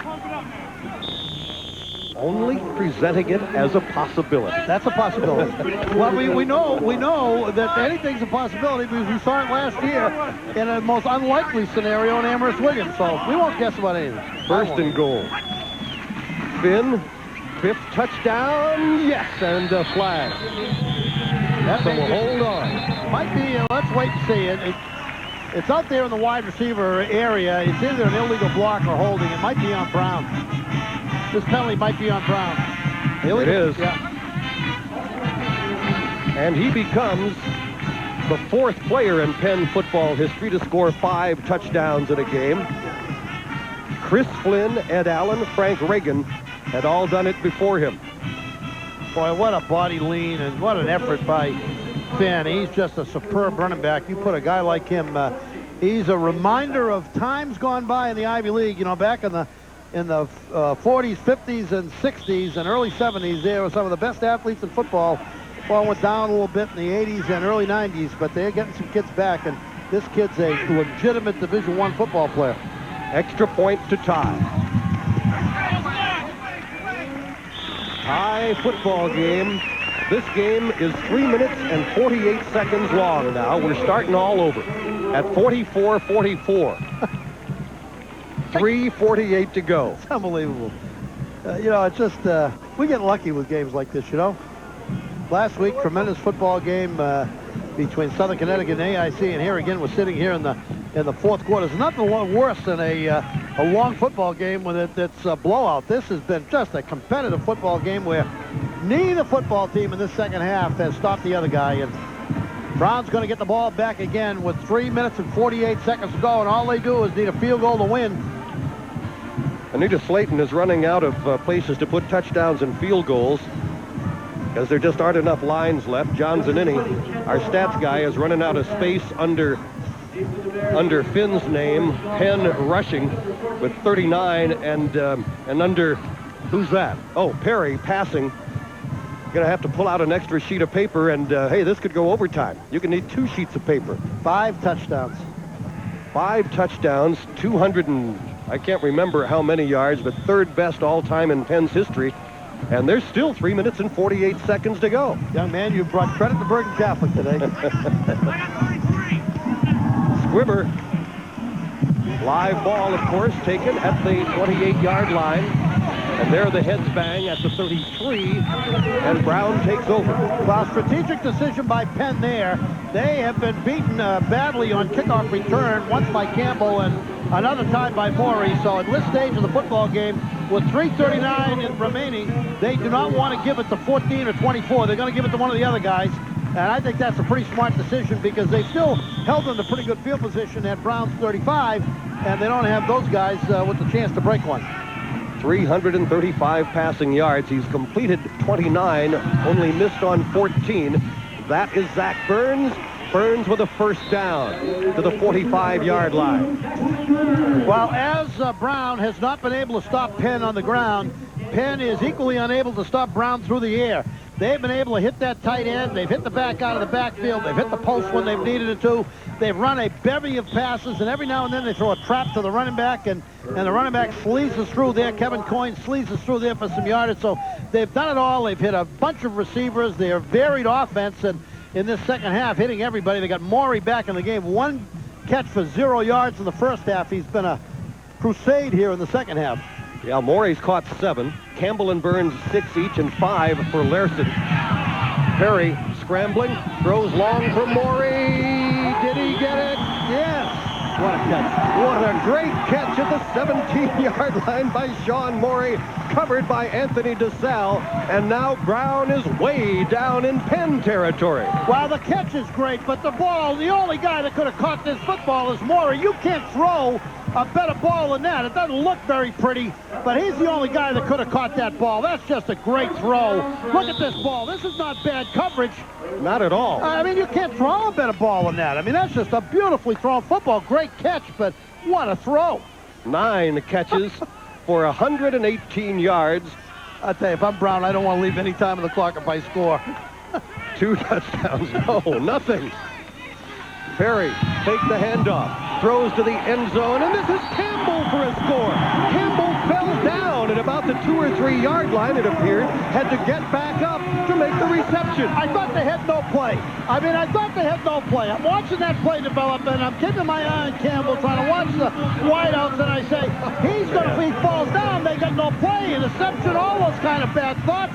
But I'll tell you, he gets back up and gets into the pass pattern, gets open in the end zone. They got under behind coverage, and nobody can do anything about it. He goes up and takes the ball away. Too much time left on the clock, though. The half-century mark, 50-44. Oh, my goodness. Oh, my goodness. Jensen, extra point, is good. He's getting tired of kicking. He's going to be the most tired guy in the field. He can kick off at extra points. The guy's tired. 51-44, and it's nowhere near done. That girl they're ringing the bell over there. She'll be ringing the bell till 7 o'clock tonight. That bell, as much work as it's getting this afternoon, could end up looking just like the one in Philadelphia. Yeah, right now, Campbell loses his footing, gets back up, stumbles, gets back up. Ah, man, what a catch. And the kid just throws the football. What he does that is so excellent is when he throws the football up, like this one, he throws the football in position where the only guy that catches it is the receiver. And the receivers do an excellent job of protecting the football from the defender. I mean, this is just an excellent job of protecting the fullback, not letting the defender get to the fullback. And you got to give a lot of credit to the coaches of the Brown receivers, because they do a superb job of coaching those guys. Those kids do a superb job of protecting that ball from the defender. Paul Gorham, the offensive coordinator, and all the guys on that offensive staff and the defensive staff. I mean, these guys, they're just struggling today on defense, but I'll tell you. Total yards and the score are at least comparable. 483 for Penn, Brown 458. Could be 1,000 by the time the day is over. Line drive kickoff. Live ball, of course, at the 25. Picked up, returned to the 35-yard line. And there, Penn starts their drive with 2 minutes and 4 seconds to go. How many timeouts left? No, 2. Penn has 2 each. What they have done, now, I'm not sure, unless they break a long one, the difficulty is their best offense today has been the run. So now the run is going to take some time off the clock with 2:04 remaining, 2 timeouts, unless they bite it off in big chunks. But it didn't take them long the last time to run down the length of the field. They had a bunch of 12 and 15-yard runs. So here's Matt Rader. What a duel he has had with Perry for Brown. These two quarterbacks. He has a man out there, and it is flag is thrown. Now another one. It is incomplete. Could have been intercepted. The pass was intended for Doug O'Neill, and it was covered by Alex Pitts. Well, let's see what the call is going to be on this one. They're talking to the referee. It was hard to tell whether it's offensive or defensive pass interference, but the way Brown's reacting, it's a defensive pass interference call. Let's see. Oh, the Brown sideline is just incensed. Well, that's a tough call. That looked as much as if it was offensive interference as it was defensive interference. But, you know, there have been calls that have, been controversial on both sides. So over the course of the game, these things tend to even out. But you hate to have them even out with 1:56 remaining in the fourth quarter, and you have a 7-point lead. But I thought, that had a chance to be called either way. The ball goes just short of the 50-yard line. 1st and 10 there for Penn. There's a right hand. I think the official's saying that the defender put his right hand out and put it on the receiver. But what the official didn't see is the receiver, O'Neill, had his hand on the defender. Pitch to Finn. Adding to the numbers into Brown territory and out of bounds at the 43-yard line. Greg Del Greco took him out of bounds. You will see that when Penn runs the football, you saw them there lined up on the right hash mark, Tommy. When they run the football, I don't think that they will run the football very often to the wide side of the field. They want to get a quick out of bounds, make the yardage, and get it out of bounds. So you see as Penn takes the ball, again, oh my goodness, look at that block. My gracious, Brian Cosmello, what a block. Oh. 2nd and 2, that's 8 more yards for Finn. Go back 5. Illegal Offside. procedure. Here's the guy who has the real tough task sometime later on today. You're watching this game, of course, live on your New England Sports Network. The game will also air in a 2-hour format a couple of times later in the week. How do you take an hour and a half out of this thing? Well, I don't know. I don't have that job, and I have no skill in that area, and I wouldn't be able to tell them how to do it. But I'm just enjoying watching the football out here. There's some great plays being made by a whole bunch of guys. He's probably not enjoying it as much as the rest of us because we can be entertained. Right now, his team is trailing. Here is the pass. It is complete to the 40, down to the 30, and run out of bounds is Jason Bouton by Tony Paquette. Well, you have one of those situations where Del Greco tries to make a play. Greg Del Greco, the junior out of Stoneham, he tries to go for the knockdown here, and this is what happens when you go for the knockdown and you miss the knockdown. You end up you turn a short gain into a big gain, and that's exactly what they do right there. And you put Pennsylvania into a situation where now they have plenty of time to use their entire offense to get into the end zone, and running is a huge part of their offense. But they can run now. They still have 2 timeouts left, right? 2 timeouts left. They're at the 28-yard line. I wouldn't be surprised if they see him run left toward the short side of the field. High formation, pitch Finn, blocker in front. Finn threads his way through inside the 25 to the 24-yard line, so he gains 4 on that play. Del Greco again on a tackle for Brown. 1 minute and 27 seconds to go. Brown leads Penn 51-44. Brown 0-2 in the Ivy League. Penn unbeaten at 2-0. That's the problem. Run toss wide side. You just run the clock off. Out of the shotgun. Pass over the middle is complete. This is Brandon Carson. Carson spun down at the 12-yard line. 1st and 10 for Penn. With 1 minute and 8 seconds to go. Fry Wernick makes the tackle for Brown. Wow, that's a good play against this defense. Brown's coming with pressure here. They got a little blitz going inside. He just hangs right in against it. Dumps the ball over the middle, and that's a nice little move to get yourself some extra yardage, and that's what's happened for Penn. They've done very well after the catch. One wide receiver, Doug O'Neill. The pitch to Finn behind power blocking. Finn runs into one of his own men, gets to the 5-yard line. Gordon Chen, the tackle for Brown. Well, they're in a position. Finn could score a 6th touchdown. Yeah, and he, there could be a plethora more as we go to overtime. He may not be, he could have a 10-touchdown game in a big-time overtime. This one has a scent of overtime, I got to tell you. We are under a minute to go. I don't know what everybody down the truck is saying, oh, keep quiet, shut up. But this one has the scent of overtime. Brown with 2 timeouts left, Penn with 1, and Penn has just taken one. That Finn looks a little weary right now, and understandably so. 42 carries, 253 yards, 5 touchdowns. What they have done so well is be able to use the entire repertoire of their offense up the field in this series. And, you wonder when they took the ball over with 2 and change left, they like to run and pass the ball. They like to do both. And, to be able to run and throw the ball coming up the field with 2 and change left, and the last drive you have to get the score to tie the game is difficult to do. It's just a credit to the offense that they were able to make the big pass plays.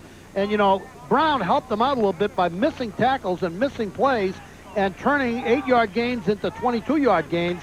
And that just gave them the yardage. For every one of those you do, that's another down or 2 that you give them back, that they don't have to use, and time off the clock that they don't have to expend. I guess if you're Penn, nice that your game is on the ground, because so many drives and attempts to come from behind get messed up by interceptions when you got to put the ball in the air at this point. They can go to Finn a couple of times here. Yeah, they got to try something out of the grab bag, Brown does, because they've got to come up with a defensive stop here. Finn, they had him for a moment, and he is in for his 6th touchdown of the day. And we are 1 point from a tie ball game. By that time, they did a pretty good job at the point of attack. They have just been getting screens at the point of attack, and Finn has had his way. And this is the situation he comes right out of his tailback position. But in this one, he cuts it back. And when he cuts it back, they just grab his shirt, and he pulls away from that. A little pressure on the kicker here. 51-50. Almost use a timeout here to... Would you ice him? I don't know how much you're going to ice him on an extra point. But... Jason Feinberg for the tie. And yes, it's good. A tie game at Brown Stadium. Ivy League tussle 51-51. There are 44 seconds left. Plenty of time. You're right. Somebody's going to look at this thing and they're going to say, well, this must have been an overtime game. We haven't got there yet. This is just an outstanding effort. He's so strong, so big. And he scored a couple of touchdowns going in the direction of the play, a couple of touchdowns on cutbacks. Scored them on every which way. And I say they do a good job point of attack here. They do a pretty good job there. They got to play pretty well defense at the point of attack. But now they come back against the grain. People just kept bouncing off. Yeah, well, that's when you're 6'1", 240. And you do bounce off. That's been a pretty... We've had that shot a bunch of times today. The shot after he scores a touchdown, he's had plenty of FaceTime on TV. 44 seconds to go. The way the second half has gone, Nort, wouldn't you almost expect to see Brown in position to try a field goal at least? Well, one would think I would think that since they squibbed the last one, they're going to squib kick this one, because the danger of squibbing is that you give the team better field position, but they have really they've been in trouble on a couple of kickoff returns, so they don't want to give Campbell or Morey a chance to return, so I wouldn't be surprised to see them squib this thing. No, and they have some hands people in there. Well, I don't think you'll see the onside version of the squib. They're not going to give them that much of a yardage advantage. No, I wasn't thinking onside. But they do have their hands team in. Kickoff. Low taken at the 25-yard line. Hit down at the 30. That's pretty good from Penn's perspective. Only a 5-yard return. And Brown takes over at their own 30-yard line in a 51-51 tie. Well, a real factor for them on defense has been the play of their special teams and coming down and making these stops. In this one, watch penetration. This is Ryan coming on the inside. Chris Ryan, he's made a couple of big tackles on kickoffs. They've had problems on kickoffs, but Ryan has made a couple of nice plays penetrating through the defense. 39 seconds remaining. James Perry from Andover, Massachusetts, Malden Catholic High School, the quarterback, has had a great afternoon. Fakes the handoff, avoids a tackler, throws, caught, but is it complete? Yep. He is inbounds at the 36-yard line. That's Zach Burns. Dan Morris on the coverage. The gain is 6 yards, and the clock stops with 32 seconds to play in regulation. Sometime in this series, they're going to have to put the ball downfield, heave it downfield. So I would think you're going to look for some kind of opportunity to get one-on-one coverage on Morey. Now, they say trips to the left side, which unless they really do something there, now they're going to come over on Morey's side. See, Morey's the sole receiver to the right side. They double cover him. The pass is over the middle for Campbell and complete to the 42, maybe the 43-yard line. That's first down, Brown. Dan Morris, Darren McDonald on the tackle for the Quakers. Now, on that series, when Brown went 3 receivers to the left side and a split to the right side, they brought the halfback and safety off to the Morey side of the field. That's where he looked first. You can see him look over to Morey, but he saw Morey was doubled over on that side, so he ran a little swing. Campbell's one of the 3 receivers on the left side.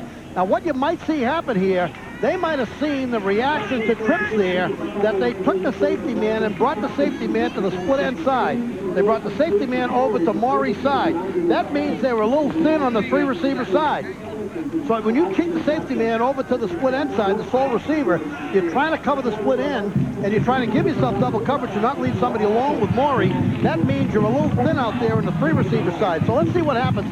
If they go trips again, I wouldn't be surprised to see them run some kind of pattern deep to the 3 receiver side, particularly with only 26 seconds left. That's the Burns, Larson, Campbell side of the field. Those are the trips with Morey on the other side. Jim Finn for Penn has done something. Now understand, they've been playing football at Penn for, I believe, 121 years now. Nobody, until today, had ever scored 6 touchdowns in a ball game. Here's Perry over the middle. Morey at the 40. Morey inside the 40 to the 37 or 8-yard line. First down, Brown. Joe Piella, the tackle for Penn. They got to hurry up. That time they went to that single receiver side. Ran Morey on a post. That way he was running away from the coverage of the safety man. First down, so the clock is going to stop. They're ready on the football. They may just throw one down, get a stop this year. And Joe. Offside, possibly. I don't see a flag, but it looked like somebody was across. Down to the ball. Well, let's see whether we got a flag or not. Mike Germino was in there from Penn. Having a little discussion over there. Every yard counts here. If they get 5 here, that's 5 pretty cheap yards for them.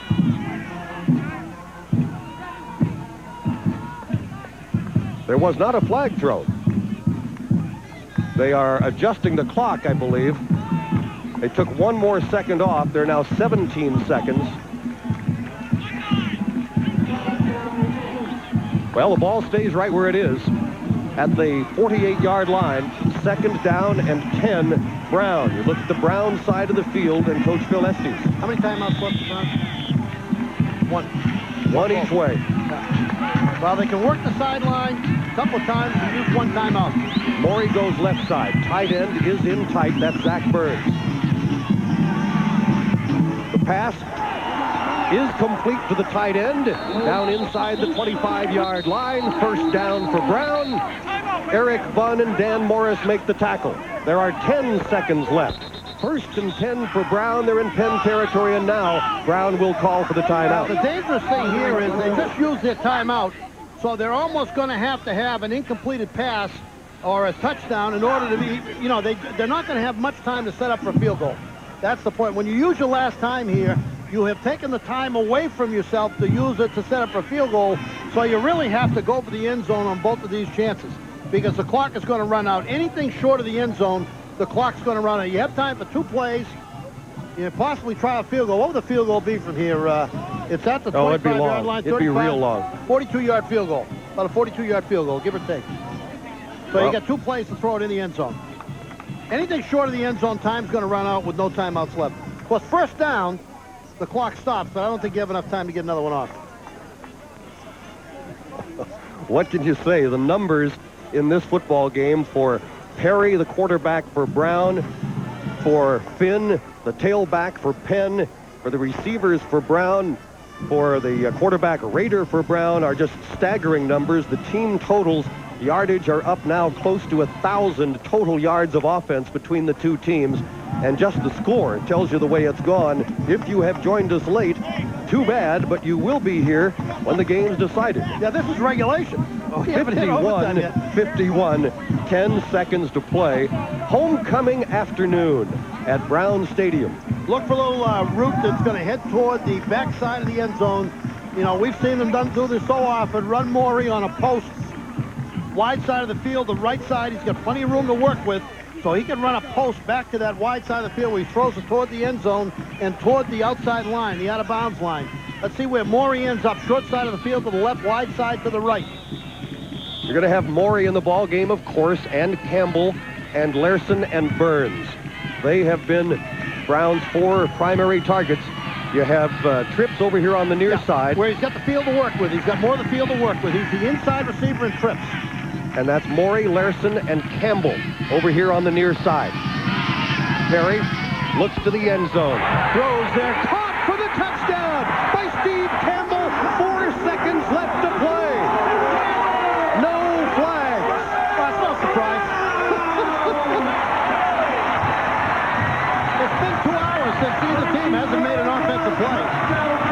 Steve Campbell catches the pass that puts Brown ahead. 4 seconds left. 57 to 51. Well, when you had the Morey as the inside receiver in Trips, that's where your attention had to be. But they love Campbell. They think he is an outstanding receiver with great ability to catch the football. He coughed up a fumble earlier in this game on a kickoff that really cost them, set up a Penn touchdown, but that was make-up time. Jensen's try for the extra point is good. 58 to 51. In 44 seconds. You asked me if they had enough time in 44 seconds to score, and I said, of course. And I was only thinking field goal. Yeah.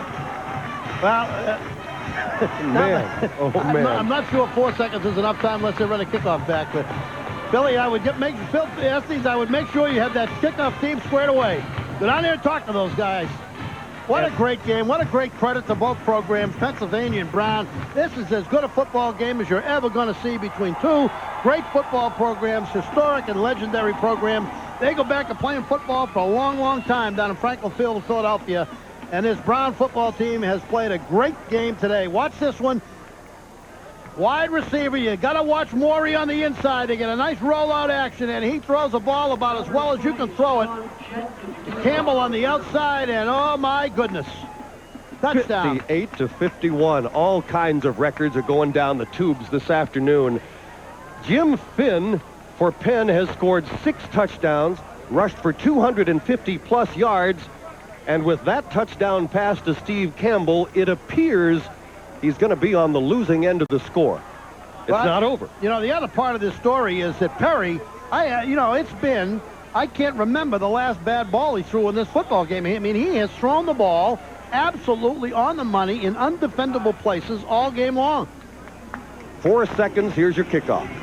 Jensen. Oh, that's it. They cover it.